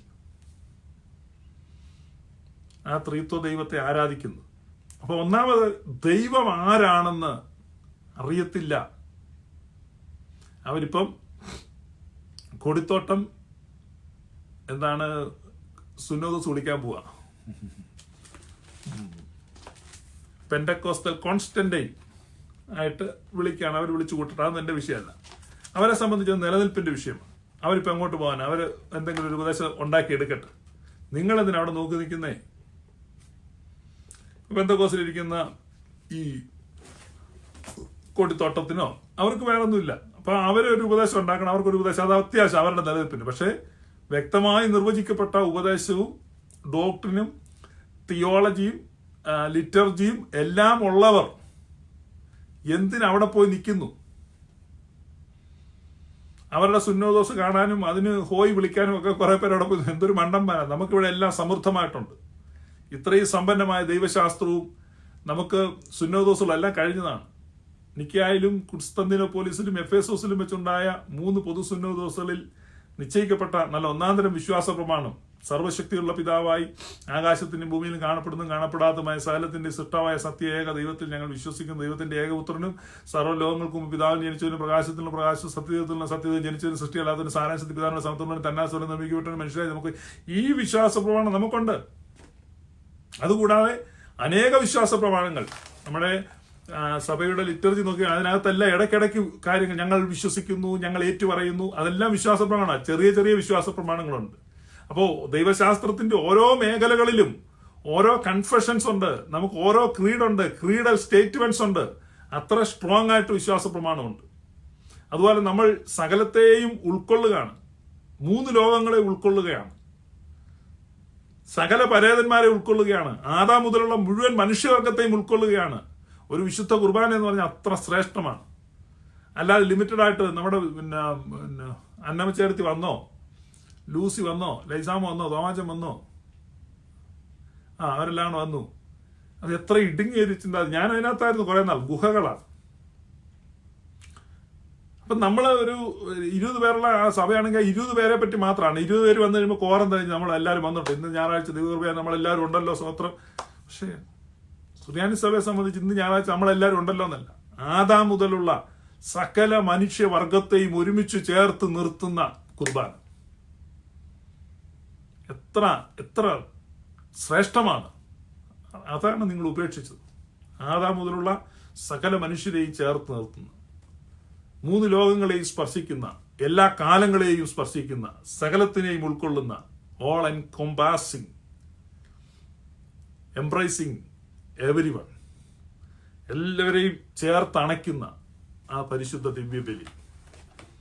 ഈ കുർബാന അനുഗ്രഹങ്ങളും സമാധാനവും ബലിയും സ്തോത്രവുമാകുന്നു. ഇത് 2 ലോകങ്ങളിലും നിരപ്പിനും സമാധാനത്തിനും അണയ്ക്കുന്നു. ആ ശ്രേഷ്ഠമായിരിക്കുന്ന, ഉന്നതമായിരിക്കുന്ന, ഉദാത്തമായിരിക്കുന്ന, മനുഷ്യപ്രീതി നിറഞ്ഞ ആ വിശ്വവീക്ഷണം ഉള്ള ആ ലിറ്റർജിയാണ്, ആ സഭയാണ്. അതാണ് നമ്മൾ ഉപേക്ഷിച്ചത്. അതുകൊണ്ടാണ് ദാവീദിന്റെ വിലാപം ഞാനെടുത്ത്, അപ്നേർ, നീ ഒരു നീചനെ പോലെയോ മരിക്കേണ്ടത്. നിന്റെ കാലുകൾ ബന്ധിച്ചിരുന്നില്ല, നിന്റെ കൈകളിൽ ആരും ചങ്ങലിട്ടിരുന്നില്ല, നിന്റെ കൈകളിൽ ചങ്ങലിട്ടിരുന്നില്ല, നിന്റെ കാലുകൾ ബന്ധിക്കപ്പെട്ടിരുന്നില്ല. നീ എന്തിന് അങ്ങനെ പട്ടുപോകുന്നു? കൈകളിൽ ചങ്ങലില്ലാത്തവർ, കാലുകൾ ബന്ധിക്കപ്പെടാത്തവർ ധൈര്യമായി മടങ്ങണം, അതിനുള്ള സമയമാണ്. ഒന്ന്, പല കാര്യങ്ങൾ പറയാനുണ്ടെങ്കിലും രണ്ടാമത് ഒരു കാര്യം കൂടെ പറഞ്ഞ് ഞാൻ അവസാനിപ്പിക്കാം. രണ്ടാമത്തെ കാര്യം, ഈ കഴിഞ്ഞ ദിവസം ഒരു പെന്തക്കോസ്തുകാരൻ എനിക്കെതിരെ ആക്ഷേപമൊക്കെ പറഞ്ഞ് ലൈവ് ചെയ്തായിരുന്നു. അപ്പം അതിനകത്ത് ഒരു ആക്ഷേപം, പല ആക്ഷേപമുണ്ട്, അത് അടുത്ത ദിവസങ്ങളിൽ ഞങ്ങൾ ഡിസ്കസ് ചെയ്യുന്നതായിരിക്കും. ഞാനും ബ്രദർ സജിത്തും കൂടെ അതിനൊരു മറുപടി കൊടുക്കുന്നുണ്ട്. കാരണം ഞങ്ങൾ ചെയ്ത ലൈവിനെയാണ് പരാമർശിച്ചത്. എന്നാൽ അതിൽ ഒരു കാര്യം, പെന്തക്കോസ്തുകാർ, ഞാൻ പെന്തക്കോസ്തുകാരനാണ് കേട്ടോ, അതുകൊണ്ട് കുറ്റമായിട്ട് പറയുന്നില്ല, എന്ത് ചെയ്താലും അതിന്റെ ബാഹ്യരൂപമേ ഉള്ളൂ, അതിന്റെ ആന്തരിക ചൈതന്യമില്ല. നിങ്ങൾ വളരെ ശ്രദ്ധിച്ച് കേൾക്കണം. എന്ത് ചെയ്താലും അതിന്റെ ബാഹ്യരൂപമേ ഉള്ളൂ, അതിന്റെ ആന്തരിക ചൈതന്യമില്ല. തിമോത്തിയോസിന് ലേഖനം എഴുതുമ്പോൾ പൗലുസ്ലിയ പറയാണ്, അന്ത്യകാലത്ത് ഭക്തികെട്ട മനുഷ്യർ വരും. അവരെന്ത് ചെയ്യുന്നത് വെച്ചാൽ ഭക്തിയുടെ ബാഹ്യരൂപം അതേപടി നിലനിർത്തും, അതിന്റെ ആന്തരിക ചൈതന്യത്തെ നിഷേധിക്കും. അപ്പൊ അന്ത്യകാലത്ത് ഭക്തികെട്ട മനുഷ്യർ വരും. അവർ ഭക്തിയുടെ ബാഹ്യരൂപം അതേപടി നിലനിർത്തിക്കൊണ്ട് അതിന്റെ ആന്തരിക ചൈതന്യത്തെ നിഷേധിക്കുന്നവരായിരിക്കും. അപ്പൊ ഭക്തിയുടെ ബാഹ്യരൂപം എന്ന് പറഞ്ഞാൽ സ്നാനം ഉണ്ടോ എന്ന് ചോദിച്ചാൽ ഉണ്ട്. എന്തിനാന്ന് ചോദിച്ചാൽ പറഞ്ഞു മനസ്സിലായോ? ഇനി അല്ലെങ്കിൽ അങ്ങനെയല്ല, നിങ്ങൾ പറയുന്നത് തെറ്റാണ് എന്ന് പറയാനുണ്ടെങ്കിൽ ആരെങ്കിലും ഉണ്ടോ ഒന്ന് തെളിയിക്കുക. ഇപ്പൊ ഇൻവിറ്റേഷൻ നിങ്ങൾക്ക് ജസ്റ്റ് ഒരു റിക്വസ്റ്റ് അയച്ചാൽ മതി. എന്നെ ധാരാളം പെന്തക്കോസ്തുകാർ ഇപ്പോൾ തന്നെ വാച്ച് ചെയ്തുകൊണ്ടാണ് ഇരിക്കുന്നത്. സത്യമല്ലേ?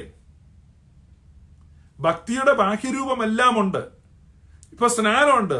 സുറിയാനി സഭയെ സംബന്ധിച്ച് സ്നാനം, മാമോദിസ എന്ന് പറഞ്ഞാൽ എന്താണ്? കഴിഞ്ഞ ദിവസം ഞാനൊരു പാട്ട്, പണ്ട് ഞാൻ കേട്ടൊരു പാട്ടിനെ പറ്റി ചോദിച്ചപ്പോൾ ആളുകളൊക്കെ ആ പാട്ടിന്റെ ലിറിക്സ് ഇട്ടിരുന്നു. മാമോദിസ എന്താണ്? മാമോദിസ മുങ്ങാത്ത ഒരു നൗകയാണ്. അപ്പൊ അങ്ങനെയാണ് ആ പാട്ടിനകത്ത് പാടുന്നത്.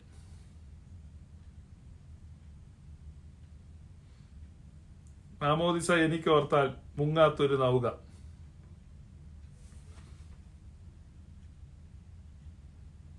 ദൈവസുതാ വഴി യാത്രയിലൻ പാതേയം നീയ, ജഗതി പോഷകനെ പശിയിൽ നീ എന്നെ പോറ്റി, ഞാനെരിയരുതേ നിൻ തനുരുധിരങ്ങൾ, എൻ തനുവിന്നും വാസന വീശുമ്പോൾ, മാമോദിസ എനിക്കോർത്താൽ മുങ്ങാത്തൊരു നൗക. ഉണ്ടോ? മാമോദിസ എനിക്കോർത്താൽ മുങ്ങാത്തൊരു നൗക. ഈ പാട്ട് പാടുന്ന എപ്പോഴാണെന്ന് അറിയാമോ? ഒരു സുറിയാനിക്കാരന്റെ ശവസംസ്കാരത്തിൽ പാടുകയാണ്.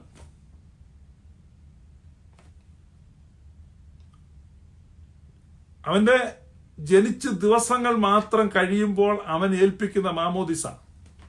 സുറിയാനിക്കാരെ പറ്റിയുള്ള ആക്ഷേപം, അല്ലെങ്കിൽ സുറിയാനിക്കാർ സ്വയം ചിന്തിക്കുന്ന ആക്ഷേപം, നമ്മൾ തിരിച്ചറിവില്ലാത്ത പ്രായത്തിലാണ്, നമ്മൾ വിശ്വസിച്ച് സ്നാനപ്പെട്ടില്ലല്ലോ, നിന്നെ മാമോദിസായാൽ സഭ കിരീടമണിയിക്കുകയാണ്.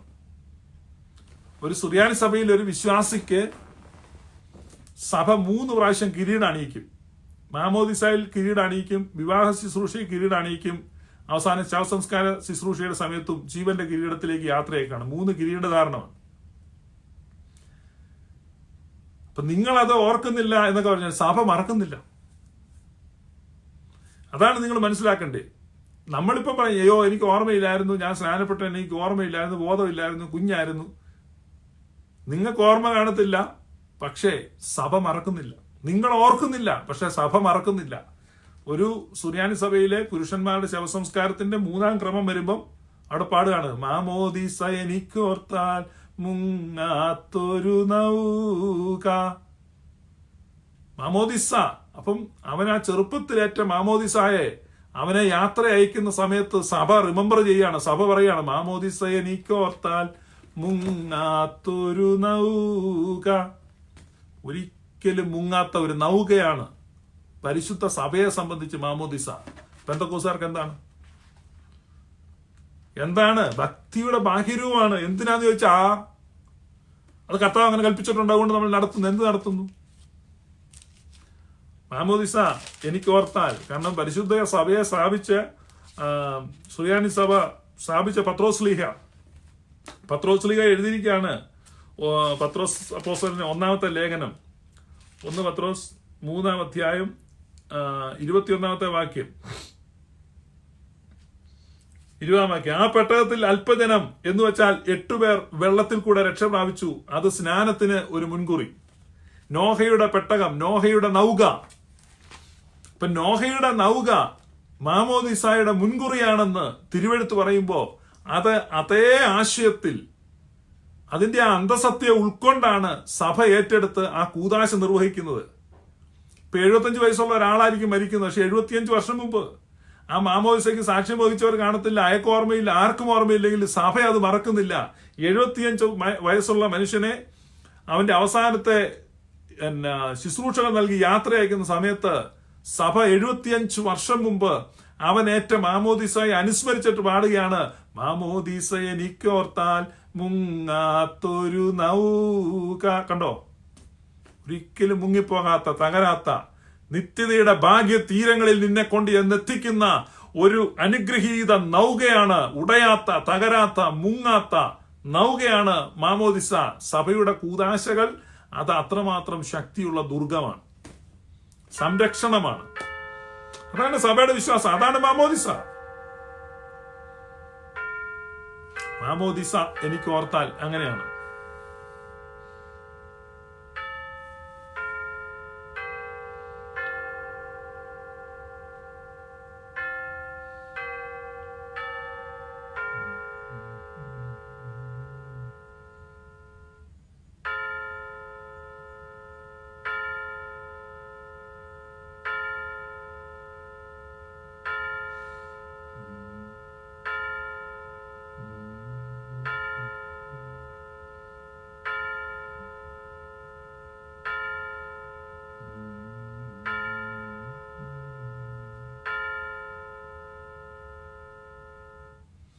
അപ്പൊ ആ പാട്ടിനകത്ത് തന്നെ അടുത്തത് പാടുകയാണ്. അപ്പൊ ഈ ഇവരെ സംബന്ധിച്ചത് ഭക്തിയുടെ ബാഹ്യരൂപം മാത്രമാണ്, സഭയെ സംബന്ധിച്ചത് കൂദാശയാണ്.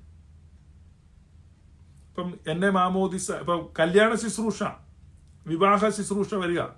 വിവാഹ ശുശ്രൂഷകൾ നിങ്ങൾ ശ്രദ്ധിക്കണം, എന്നെ മാമോദിസായാൽ ആത്മീകായുധം അണിയിച്ചു. കണ്ടോ, അപ്പം നിങ്ങളത് മറന്നു, നിങ്ങൾ ഏറ്റവും മാമോദിസ. നിങ്ങളല്ല, ഞാനും മറന്നു, നമ്മൾ മറന്നു. ഞാൻ മറന്നുകൊണ്ടാണല്ലോ ഞാനും പോത്ത് കുളിക്കുന്ന കടവിൽ കുളിക്കാൻ പോയത്. അപ്പം നമ്മൾ മറന്നു, പക്ഷെ സഭ മറക്കുന്നില്ല. ഒരുവന്റെ വിവാഹ ശുശ്രൂഷ വരുമ്പോഴും പറയണേ, എന്നെ മാമോദിസായാൽ ആത്മീകായുധം അണിയിച്ചു. കണ്ടോ,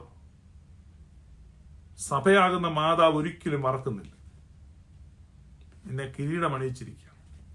അപ്പൊ അതുകൊണ്ട് ഈ പാട്ടിനകത്ത്, ഈ ശവസംസ്കാരത്തിന്റെ ഈ പാട്ടിനകത്താണെങ്കിലും ഞാൻ എരിയരുതേ നിൻ തനുരുധിരങ്ങൾ, എൻ തനുവിന്നും വാസന വീശുമ്പോൾ, മാമോദിസ എനിക്കോർത്താൽ മുങ്ങാത്തൊരു നൗക. അപ്പൊ ഞാൻ എരിയരുതേ നിൻ തനുരുധിരങ്ങൾ. അവിടെ പറയുന്ന കർത്താവിന്റെ ശരീരരക്തങ്ങൾ, അത് എന്താണ്? അന്ത്യോക്യയിലെ ഇഗ്നാത്തിയോസ് ന്യൂറോനോ പറഞ്ഞത് മെഡിസിൻ ഓഫ് ഇമ്മോർട്ടാലിറ്റി, അമരത്വത്തിനുള്ള ഔഷധം. അപ്പൊ അതാണ് സഭയുടെ വിശ്വാസം. അപ്പം ഭക്തിയുടെ ബാഹ്യരൂപം പെന്റക്കോസിൽ അതുകൊണ്ട് എന്താ? റൊട്ടിയും വെള്ളവും, രസന കലക്കി പാപ്പച്ചൻ ചേട്ടന്റെ കടയിൽ നിന്ന് ഒരു റൊട്ടിയും മേടിച്ചു വെക്കും. എന്തിനാ? ആളുകളെ കബളിപ്പിക്കാൻ.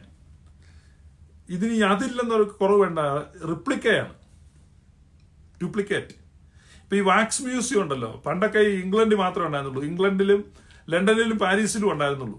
ഇപ്പൊ നമുക്ക് കൊച്ചിയിലും ബാംഗ്ലൂരും എല്ലാം ഈ വാക്സ് മ്യൂസിയം, മെഴുകു പ്രതിമകൾ കൊണ്ടുള്ള മ്യൂസിയം. അന്നത്തെ കാലത്തൊക്കെ ആളുകൾ കളിപ്പിക്കുമായിരുന്നു.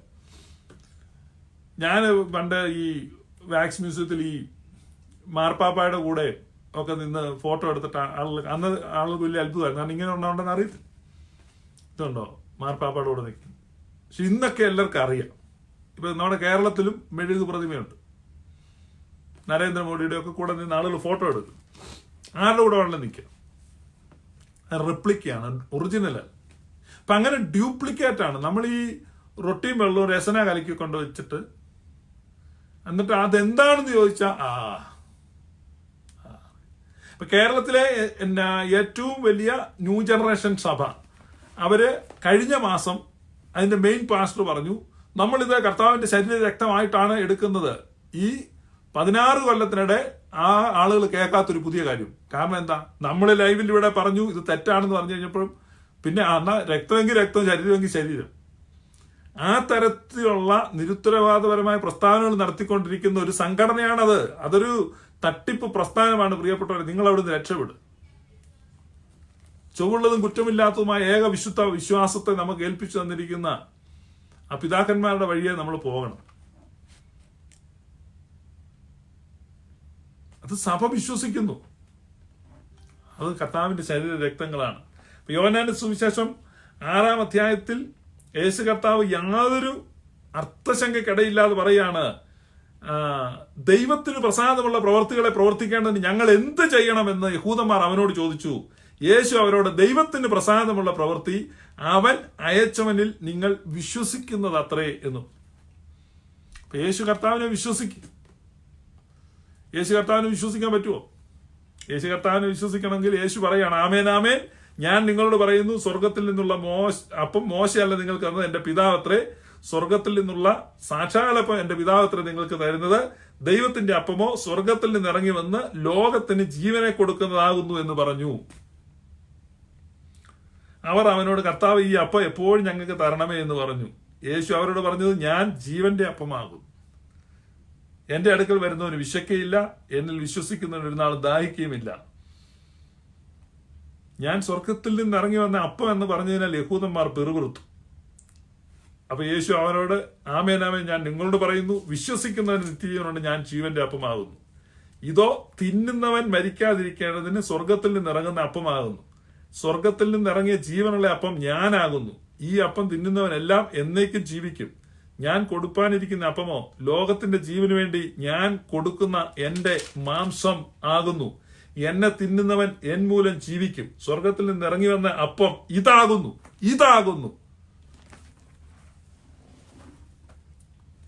കർത്താവ് അവസാനത്തെ അത്താഴത്തിൽ അപ്പം എടുത്തിട്ട് പറഞ്ഞു, വാങ്ങി ഭക്ഷിപ്പീൻ, ഇത് എന്റെ ശരീരമാകുന്നു. പറഞ്ഞോ ഇല്ലയോ? എന്നെ കേൾക്കുന്ന പെന്റക്കോസ്റ്റ് വിശ്വാസികൾ, പാസ്റ്റേഴ്സ് എക്സ്ക്യൂസ്, കാരണം നിങ്ങൾക്കത് ഒരു ഉപജീവന മാർഗമാണ്. ഞാൻ നിങ്ങളെ ഇതിൽ ഇൻവോൾവ് ചെയ്യിക്കുന്നില്ല. വിശ്വാസികൾ ചിന്തിക്കാം, പ്രത്യേകിച്ച് സുറിയാനി സഭയിൽ നിന്ന് പെന്റക്കോസ്റ്റിലായിരിക്കുന്നവർ. അല്ലാത്തവർ ചിന്തിച്ചിട്ട് വിശേഷമില്ല. അതുകൊണ്ടാണ് നിങ്ങൾ ചിന്തിക്കേണ്ടത്. നിങ്ങൾ തൽക്കാലം നിങ്ങളുടെ ചിന്തകളെ ഓഫ് ചെയ്യുക. നിങ്ങൾ ചിന്തിക്കുക, ഈ വാക്യം എത്ര പ്രാവശ്യം വായിച്ചു? യേശു പറഞ്ഞത് യോഹന്നാന്റെ സുവിശേഷം 6-ാം അധ്യായം നിങ്ങൾ ഇന്ന് വായിക്കണം, രാത്രിയിൽ എത്ര ലേറ്റ് ആയാലും. നിങ്ങളുടെ പാസ്റ്ററോട് ചോദിക്കണം, ഇത് ഒരു വിശ്വാസമായിട്ട് യേശു പറഞ്ഞ ഈ കാര്യം ഒരു വിശ്വാസം ബൈബിളിലുണ്ടോ എന്ന് ഇവര് ചോദിക്കുന്നു. എപ്പോഴും ചോദിച്ചുകൊണ്ടിരിക്കുക, ബൈബിളിലുണ്ടോ? ഒരു വെടി പൊട്ടിയ ഉടനെ വെടി പൊട്ടിക്കാൻ ബൈബിളിലുണ്ടോ? ഇന്നലെ എന്നെ ഒരുത്തൻ വിളിച്ചിട്ട് ചോദിച്ചു, പുതുപ്പള്ളി പള്ളി കോഴി വെട്ടുന്നു, പാസ്റ്ററുടെ അഭിപ്രായം എന്നാ? ഞാൻ ചോദിച്ചു, പെന്തക്കോസ്തുകാർ കോഴിയെ വെട്ടാതെ വിഴുങ്ങുകയാണോ? അതേപടി പപ്പും കൂടെ അടക്കം. എടാ, കോഴിയെ വെട്ടണം. അതെന്താ കുഴപ്പമെന്താ കോഴിയെ വെട്ടുന്നതിന്? കോഴിയെ വെട്ടുന്നത്രേ. ഇതാണ് അവന്റെ ദൈവശാസ്ത്രം. വേറെ ദൈവശാസ്ത്രമൊന്നുമില്ല. ബൈബിളിലുണ്ടോ?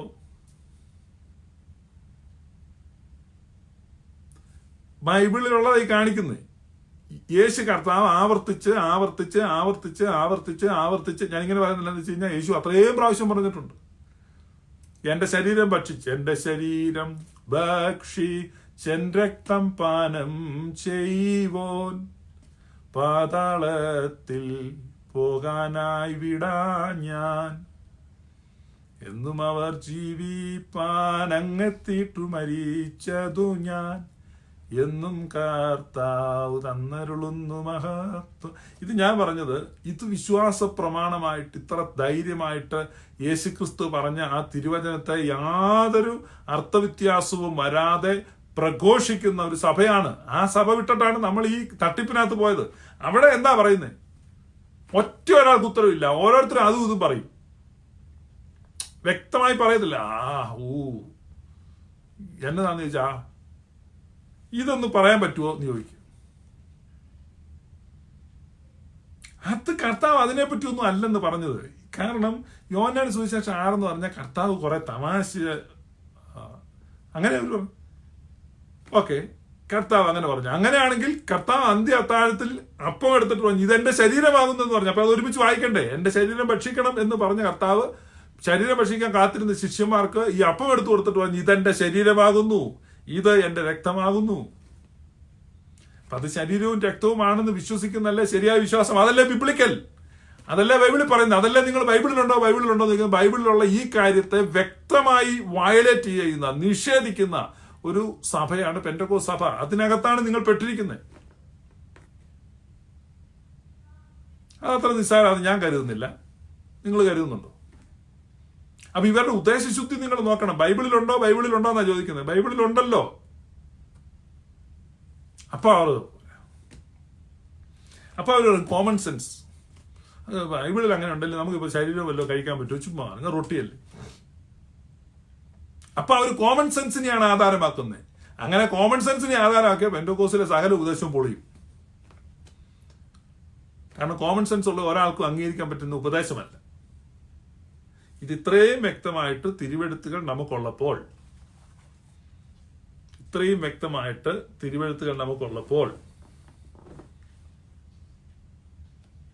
നമ്മൾ എന്തിന് തിരുവെഴുത്തിന് വിരുദ്ധമായ ഒരു കാര്യം വിശ്വസിക്കണം? അതിനകത്ത് ഉൾപ്പെട്ട് നിൽക്കണം. എന്തിന് ഡ്യൂപ്ലിക്കേറ്റ് അല്ലേ? കാരണം ഭക്തിയുടെ ബാഹ്യരൂപം അതേപടി നിലനിൽക്കുന്നു. എന്താണ്? റൊട്ടിയും വെള്ളവും. പക്ഷെ അതിന്റെ ആന്തരിക ചൈതന്യം നിഷേധിക്കുന്നു. എന്താണത്? അത് ശരീരവും രക്തവുമാണ്. അപ്പൊ ഈ റൊട്ടിയും വെള്ളവും ഇരിക്കുന്നതാണ് ബാഹ്യരൂപം. അതാണ് പൗലോസ്ലീഹ പറഞ്ഞത്, ഭക്തിയുടെ ബാഹ്യരൂപം അതേപടി നിലനിർത്തിക്കൊണ്ട് അതിന്റെ ആന്തരിക ചൈതന്യത്തെ നിഷേധിക്കുന്ന മനുഷ്യർ അന്ത്യകാലത്ത് ഉണ്ടാകും. അപ്പൊ ഭക്തിയുടെ ബാഹ്യരൂപം അതേപടി നിലനിൽക്കുന്നു, നിങ്ങളുടെ സഭയിൽ നിലനിൽക്കുന്നു. എന്താണത്? റൊട്ടിയും വെള്ളവും. പക്ഷെ അതിന്റെ ആന്തരിക ചൈതന്യം നിഷേധിക്കുന്നു. എന്താണത്? അത് ശരീരവും രക്തവുമാണെന്നുള്ളതാണ് അതിന്റെ ആന്തരിക ചൈതന്യം. അപ്പൊ ആ ആന്തരിക ചൈതന്യത്തെ നിഷേധിച്ച് ബാഹ്യരൂപത്തെ പുൽകുന്ന കൂട്ടമാണ് ഈ പെന്തക്കോസ്ത് വിഭാഗം. ഭക്തിയുടെ ബാഹ്യരൂപം അതേപടി നിലനിൽക്കുന്നു. എന്താണത്? വെള്ളത്തിൽ ഇറങ്ങുന്നു, സ്നാനം നടത്തുന്നു. പക്ഷെ അതിന്റെ ആന്തരിക ചൈതന്യം നിഷേധിക്കപ്പെടുന്നു. എന്താണത്? അത് രക്ഷയ്ക്കായി നമ്മളെ വീണ്ടും ജനിപ്പിച്ചിരിക്കുന്നു. അത് ആത്മീക ആയുധം നമ്മളെ അണിയിച്ചിരിക്കുന്നു. അത് നമുക്ക് ആത്മാക്കൾക്ക് മുങ്ങാത്ത നൗകയാണ്. അത് സമ്മതിക്കുമോ? അത് സമ്മതിക്കത്തില്ല. അപ്പൊ പിന്നെ എന്താ സംഭവിക്കുന്നത്? ഇതെല്ലാം ബാഹ്യരൂപം അതേപടി നിലനിൽക്കും, പക്ഷെ ആന്തരിക ചൈതന്യം അതിലില്ല. ആന്തരിക ചൈതന്യം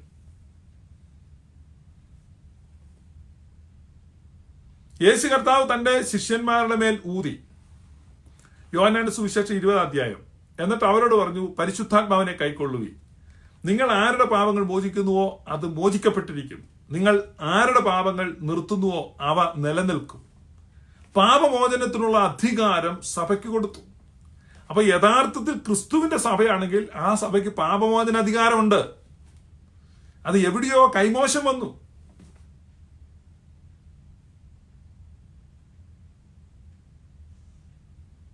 എവിടെയോ കളഞ്ഞു പോയ പാപമോചന അധികാരം. കണ്ടോ? അപ്പൊ എവിടെ കൈമോശം വന്ന? എവിടെയാണ് കൈമോശം വന്നെന്ന് പറഞ്ഞാൽ ഒരിക്കലും ഇത് ട്രൂ ചർച്ചല്ലേ, ഇടയ്ക്ക് ഉണ്ടായി വന്നതാണ്. ട്രൂ ചർച്ചിന് ആ പാപമോചന അധികാരമുണ്ട്. Am I belong to a true church or a false church? ഞാനൊരു ട്രൂ ചർച്ചിലാണോ ഒരു ഫാൾസ് ചർച്ചിലാണോ നിൽക്കുന്നത്? ട്രൂ ചർച്ചിലാണെങ്കിൽ ആ ചർച്ച് പാപമോചന അധികാരമുള്ള ചർച്ചായിരിക്കും. കാരണം മശീഹ സ്ഥാപിച്ച സഭയ്ക്ക് പാപമോചന അധികാരമുണ്ട്. ഇടയ്ക്ക് മനുഷ്യന്റെ ഇഷ്ടത്തിന് മനുഷ്യൻ സംഘടിപ്പിച്ചെടുത്ത അവർക്കതില്ല. കാരണം അത് ആന്തരിക ചൈതന്യമാണ്. ആന്തരിക ചൈതന്യം ആണ് പാപമോചന അധികാരം. ഇതൊക്കെയാണ് നമ്മൾ പ്രധാനമായിട്ട് മനസ്സിലാക്കേണ്ട കാര്യങ്ങൾ. എന്തുകൊണ്ട് എന്നോട് ചോദിച്ചുകൊണ്ടാണ് ഞാൻ ഇത്രയും പറഞ്ഞത്. ഇനി വിശദമായിട്ട് ബാക്കി കാര്യങ്ങളിൽ പറയുന്നതായിരിക്കും. ഒരു കാര്യം മാത്രം നിങ്ങൾ മനസ്സിലാക്കുക, ഇവിടെ നിന്ന് അങ്ങോട്ട് പോയി എന്ന് പറയുന്ന പുരോഹിതന്മാർ അവർ ഒരു കാര്യങ്ങളും ഗ്രഹിച്ചിട്ടല്ല പോയത്. ഇനി അങ്ങനെ ഗ്രഹിച്ചിട്ട് പോയി എന്ന് അവകാശപ്പെടുന്ന ഏതെങ്കിലും പുരോഹിതന്മാർ ഉണ്ടെന്ന് നിങ്ങൾ അത് ബോധ്യമുണ്ടെങ്കിൽ അവരെ ഈ ലൈവിൽ ജോയിൻ ചെയ്യിപ്പിക്കാമെന്നാണ്. നമുക്ക് അവരെ ഇന്റർവ്യൂ ചെയ്യാം. അവരോട് ചോദിക്കാം, നിങ്ങൾ എന്ത് മനസ്സിലാക്കിയിട്ടാണ് പോയത്? ഞങ്ങൾക്കെല്ലാം കേൾക്കാൻ താല്പര്യമുണ്ട്.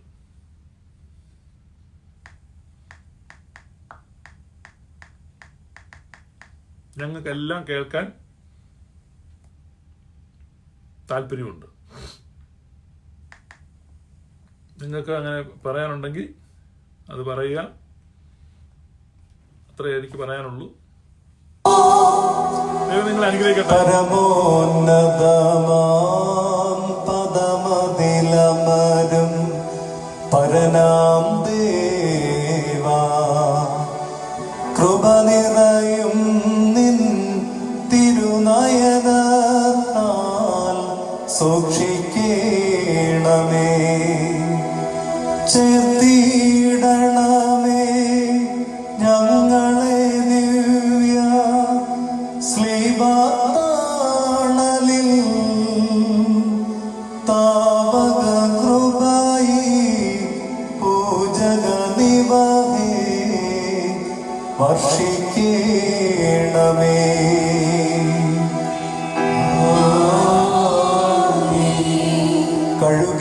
കഴുകിയിടണമേ കറകളെല്ലാം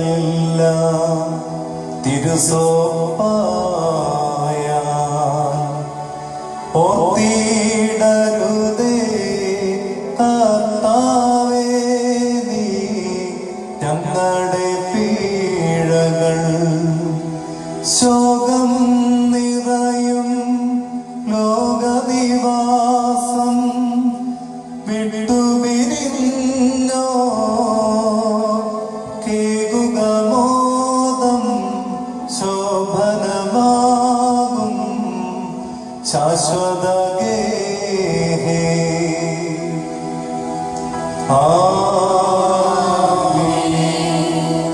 എൻ ദേവേശ എൻ ദേവേശ നീയൊരുവൻ താൻ, മരണവിഹീനൻ സ്ഫടികരധസ്ത പരമോന്നതനേ. യോബു സുഗിരിമേ ദാവീദരജൻ തന്യാഗം പോ കൈക്കൊള്ളണമേ യേശു ക്രിസ്ത ഈ കുർബാന.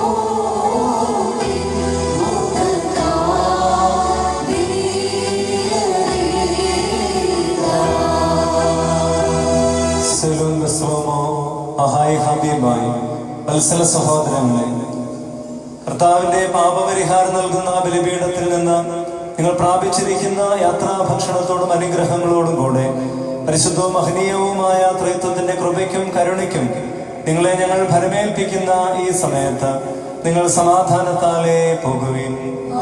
ദൂരസ്ഥനും സമീപസ്ഥനും ജീവനുള്ളവരും വാങ്ങിപ്പോയവരും നമ്മുടെ കർത്താവ് യേശു മിശിഹായുടെ വിജയസ്ലീബായാൽ രക്ഷിക്കപ്പെട്ടവരും പരിശുദ്ധ മാമോദീസയുടെ റൂസ്മേൽ മുദ്രവത്തപ്പെട്ടവരുമേ, ഈ ത്രിത്വം നിങ്ങളുടെ കടങ്ങൾ ക്ഷമിക്കും, പാപങ്ങൾ പരിഹരിക്കും, വിശ്വാസികളായി വാങ്ങിപ്പോയവരെ ആശ്വസിപ്പിക്കുകയും ചെയ്യും.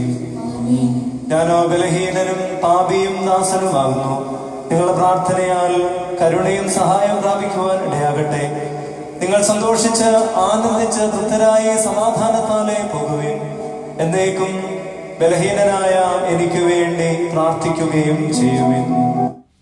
ഇവിടെ നമ്മൾ കേട്ടത് യാത്രാ ഭക്ഷണത്തോടുകൂടെ ഞങ്ങൾ നിങ്ങളെ അയക്കുന്നു. പാഥേയം, വഴിയാഹാരം എന്നൊക്കെ പറയും. പലയിടത്തും പല രീതിയിൽ പറയാറുണ്ട്. പക്ഷെ വഴിയാഹാരം എന്ന് പറഞ്ഞാലും യാത്രാ ഭക്ഷണം എന്ന് പറഞ്ഞാലും പാഥേയം എന്ന് പറഞ്ഞാലും എല്ലാം സെയിമാണ്. അപ്പൊ ആ കാര്യമാണ് നമ്മൾ ആദ്യം ആ പാടിയ പാട്ടിനകത്ത്. ഏതാ? മാമോദിസ എനിക്ക് ഓർത്താൽ മുങ്ങാത്തൊരു നൗക എന്ന് പറയുന്ന അതിനകത്ത് വരിക്കകത്ത് പറയുന്ന ആ പാഥേയം എന്ന് പറഞ്ഞാൽ തനു രുധിരങ്ങൾ, ശരീരരക്തങ്ങൾ അനുഭവിച്ചതിനെ കുറിച്ചും മാമോദിസ ഏറ്റതിനെ കുറിച്ചും ശവസംസ്കാരത്തിന്റെ സമയത്തും അനുസ്മരിക്കുകയാണ്. ഇവൻ മാമോദിസ ഏറ്റവൻ, ഈ ശരീരരക്തങ്ങൾ അനുഭവിച്ചവൻ. അപ്പൊ ഇതെല്ലാം വിശ്വാസികൾ മറന്നാലും സഭ മറക്കുന്നില്ല.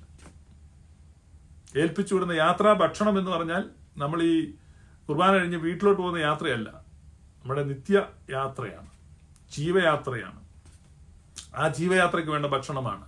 അതാണ് ഇഗ്നാത്തിയോസ് ന്യൂറോനോ പിതാവ് പറഞ്ഞത്, മെഡിസിൻ ഓഫ് ഇമ്മോർട്ടാലിറ്റി, അമരത്വത്തിലേക്കുള്ള ഔഷധം.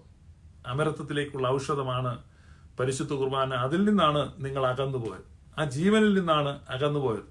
പൗലുസ്ലിയ പറയുന്നത് ജീവനിൽ നിന്ന് അകന്നുപോയാൽ മനം തഴമ്പിച്ചു പോകുമെന്ന്. മനസ്സിന് തഴമ്പ് പിടിച്ചു പോകും. അങ്ങനെ മനസ്സിന് തഴമ്പ് പിടിച്ചിട്ടുള്ളവർ മനസ്സിന്റെ തഴമ്പുകൾ മാറട്ടെ, അത് സോഫ്റ്റ് ആകട്ടെ. അപ്പം ഇത്ര സമാധാനമുള്ള ഒരു ചോദ്യം ചോദിച്ചത്, കോപവടികൾ ആരുടേതാണെന്ന് ദീപു റാന്നി. കോപവടികൾ സാത്താന്റേതാണ്, ദൈവത്തിന്റെ അല്ല. കോപവടികൾ സാത്താൻ നിന്നെ ഗോതമ്പ് പോലെ പാറ്റേണ്ടത് അനുവാദം ചോദിച്ചു. ഞാനോ നിന്റെ വിശ്വാസം പോകാതിരിക്കാൻ നിനക്ക് വേണ്ടി അപേക്ഷിച്ചു. അതുകൊണ്ട് അങ്ങനെയുള്ള സംഭവിക്കുക, അങ്ങനെയുള്ള എല്ലാത്തിൽ നിന്നും നമ്മൾ സംരക്ഷിതരായി തീരുവാൻ അതാണ് പ്രാർത്ഥിക്കുന്നത്. പിന്നെ കെടാത്ത തീയിൽ നിന്നും ചാകാത്ത പുഴുവിൽ നിന്ന്, കെടാത്ത തീയും ചാകാത്ത പുഴുവും ഇന്ന് പെന്തക്കോസ്തുകാരുടെ മനസ്സിലാണ്. അവരുടെ മനസ്സിൽ കെടാത്ത തീയും ചാകാത്ത പുഴുവും നിൽക്കുകയാണ്. ഏതാണ്? തന്റെ സഹോദരനെയും തന്റെ അയൽക്കാരനെയും അതിലിടണം. അപ്പൊ ഇവരുടെ ഹൃദയത്തിൽ പ്രതികാരത്തിന്റെ തീ കത്തിക്കൊണ്ടിരിക്കുകയാണ്. വെറുപ്പിന്റെ പുഴുക്കൾ ഇഴഞ്ഞുകൊണ്ടിരിക്കുകയാണ്. അപ്പൊ ആ കെടാത്ത തീയിൽ നിന്ന് ചാകാത്ത പുഴുവിൽ നിന്ന് എന്നെ രക്ഷിക്കണമെന്ന് ഞാനും എല്ലാ ദിവസവും പ്രാർത്ഥിക്കും. കാരണം എന്റെ ഹൃദയത്തിൽ അങ്ങനെ ഒരു കെടാത്ത തീയും ഒരു ചാകാത്ത പുഴുവും സമസൃഷ്ടങ്ങളായ മനുഷ്യവർഗത്തിന് വേണ്ടി കരുതി വെക്കാൻ ഒരിക്കലും എന്നെ അനുവദിക്കരുത്. അപ്പൊ ആദ്യം നമ്മുടെ ഹൃദയത്തിലെ കെടാത്ത തീയും അടങ്ങാത്ത പകയും വെറുപ്പിന്റെ വിദ്വേഷത്തിന്റെ പുഴുക്കളും മാറിപ്പോകാൻ നമ്മൾ പ്രാർത്ഥിക്കണം. സ്നേഹത്തിന്റെ സൗരഭ്യം വീശുന്ന പുഷ്പങ്ങളും സമാധാനത്തിന്റെ നീർച്ചാലുകളും നമ്മുടെ ഹൃദയങ്ങളിൽ നിറയട്ടെ. അതാണ് നമുക്ക് വേണ്ടത്. അത് നിങ്ങൾ മനസ്സിലാക്കണം. അതാണ് അതിന് വേണ്ടത്. ഇതൊക്കെയാണ് പറയാനുള്ളത്. നിങ്ങൾ ഈ പറയുമ്പോൾ all three of my kids are obsessed with this app. They think അതാണ്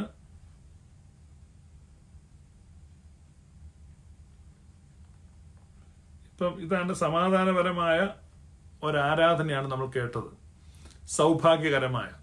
അതേസമയം ആഫ്രിക്കൻ സ്പിരിറ്റ്, ആഫ്രിക്കൻ ഗോത്രവർഗക്കാരുടെ ആ സ്പിരിറ്റിലുള്ള രൗദ്രമായിരിക്കുന്ന ആസുരതാളം, എന്നാണ് ആസുരതാളത്തിലുള്ള രൗദ്രത പൂണ്ട് ഉള്ള ഇത് മനുഷ്യനെ ഭ്രമാത്മക സംഗീതം എന്നാ പറയുന്നത്. അതൊരിക്കലും സുറിയാനി പാരമ്പര്യമല്ല. അപ്പൊ ഭ്രമാത്മക സംഗീതം അതിൻ്റെ ഒരു സാമ്പിള് നിങ്ങൾ കേട്ടോ. ഇപ്പം എന്താണ് എന്ന് മനസ്സിലാവും.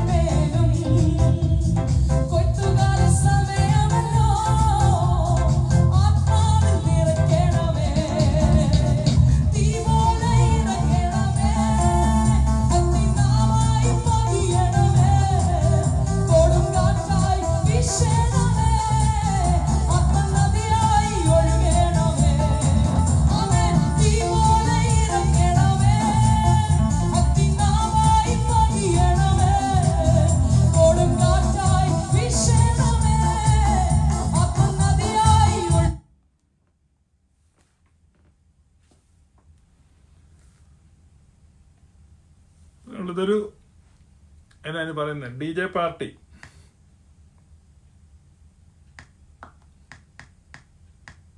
അതുമായിട്ട് യാതൊരു വ്യത്യാസവുമില്ല.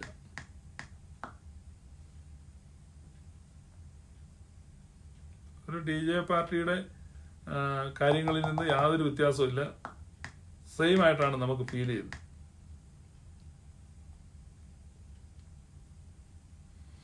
നിങ്ങൾ ആ കാര്യങ്ങൾ മനസ്സിലാക്കാതൊരു DJ സോങ് തന്നെയാണ്. സെയിം സ്പിരിറ്റ് ആണ്. ആളുകളെ ഭ്രമാത്മക സംഗീതത്തിൽ എത്തിക്കുന്ന ആസുരതാളത്തിന്റെ അകമ്പടി. നിങ്ങളത് കണ്ടല്ലോ. അതല്ല ശരിയായ സ്പിരിച്വാലിറ്റി, ട്രൂ സ്പിരിച്വാലിറ്റി അതല്ല എന്ന് മനസ്സിലാക്കുക. നിങ്ങൾ പിന്നെ യൂട്യൂബിൽ നോക്കിക്കഴിഞ്ഞാൽ നിങ്ങൾക്ക് കാണാൻ പറ്റും ആ തരത്തിലുള്ള മ്യൂസിക്. അതൊക്കെ മാറ്റിയിട്ട് ശരിയായ മ്യൂസിക്, ശരിയായ പാരമ്പര്യത്തിലേക്ക് വരിക. ഈ എല്ലാം കോപ്പിയാണ് ലോകത്തിൻ്റെ. അപ്പൊ ഈ ലോകത്തിന് അനുരൂപരായി തീരാതെ നന്മയും പ്രസാദവും പൂർണ്ണതയുമുള്ള ദൈവത്തിന്റെ ഹിതം എന്താണെന്ന് തിരിച്ചറിയുക എന്നുള്ളതാണ്. സംഗീതം ആരെയും ചലിപ്പിക്കും. ഇപ്പം എനിക്കിഷ്ടം ഇത് കേൾക്കാൻ നമ്മൾ സന്തോഷിക്കും. നമ്മുടെ അകം തുള്ളും, വേണ്ടതെന്ന് എഴുന്നേറ്റ് ചാടാൻ തോന്നും ചാടും. അപ്പൊ ആളുകളെ കസേരയിൽ നിന്ന് എഴുന്നേൽപ്പിക്കുന്ന സംഗീതത്തിന്റെ ഒരു ശക്തി എന്ന് പറഞ്ഞാൽ താളത്തിന്റെ ശക്തിയാണ്. താളം. അപ്പൊ അതാണ് ഇതിൽ ഉപയോഗിക്കുന്നത്, താളത്തിന്റെ ശക്തി. അത് നിങ്ങൾ മനസ്സിലാക്കുക. അത് പരിശുദ്ധാത്മാവിന്റെ ശക്തിയല്ല. അപ്പൊ ഈ ഗിറ്റാറും ഈ തീയും, നരകത്തിലെ തീയൊക്കെ കാണിക്കുന്നുണ്ടല്ലേ, ഈ തീയും ഈ ഭ്രമാത്മക സംഗീതം, അതുപോലെ വെളിച്ചങ്ങളുടെ വിന്യാസം, ലൈറ്റൊക്കെ അടിപ്പിക്കുക, മോന്തലടിപ്പിക്കുക, അങ്ങോട്ട് കറക്കുക ഇങ്ങോട്ട് കറക്കുക, ഒരു നൈറ്റ് ക്ലബ്ബ് സെറ്റപ്പ് ഉണ്ടാക്കി കഴിയുമ്പം ആളുകൾക്കുണ്ടാകുന്ന സന്തോഷം. ഈ സെക്കുലർ ക്ലബ്ബിൽ പോകുമ്പോൾ ആളുകൾക്ക് ഭയങ്കര സന്തോഷമാണ്.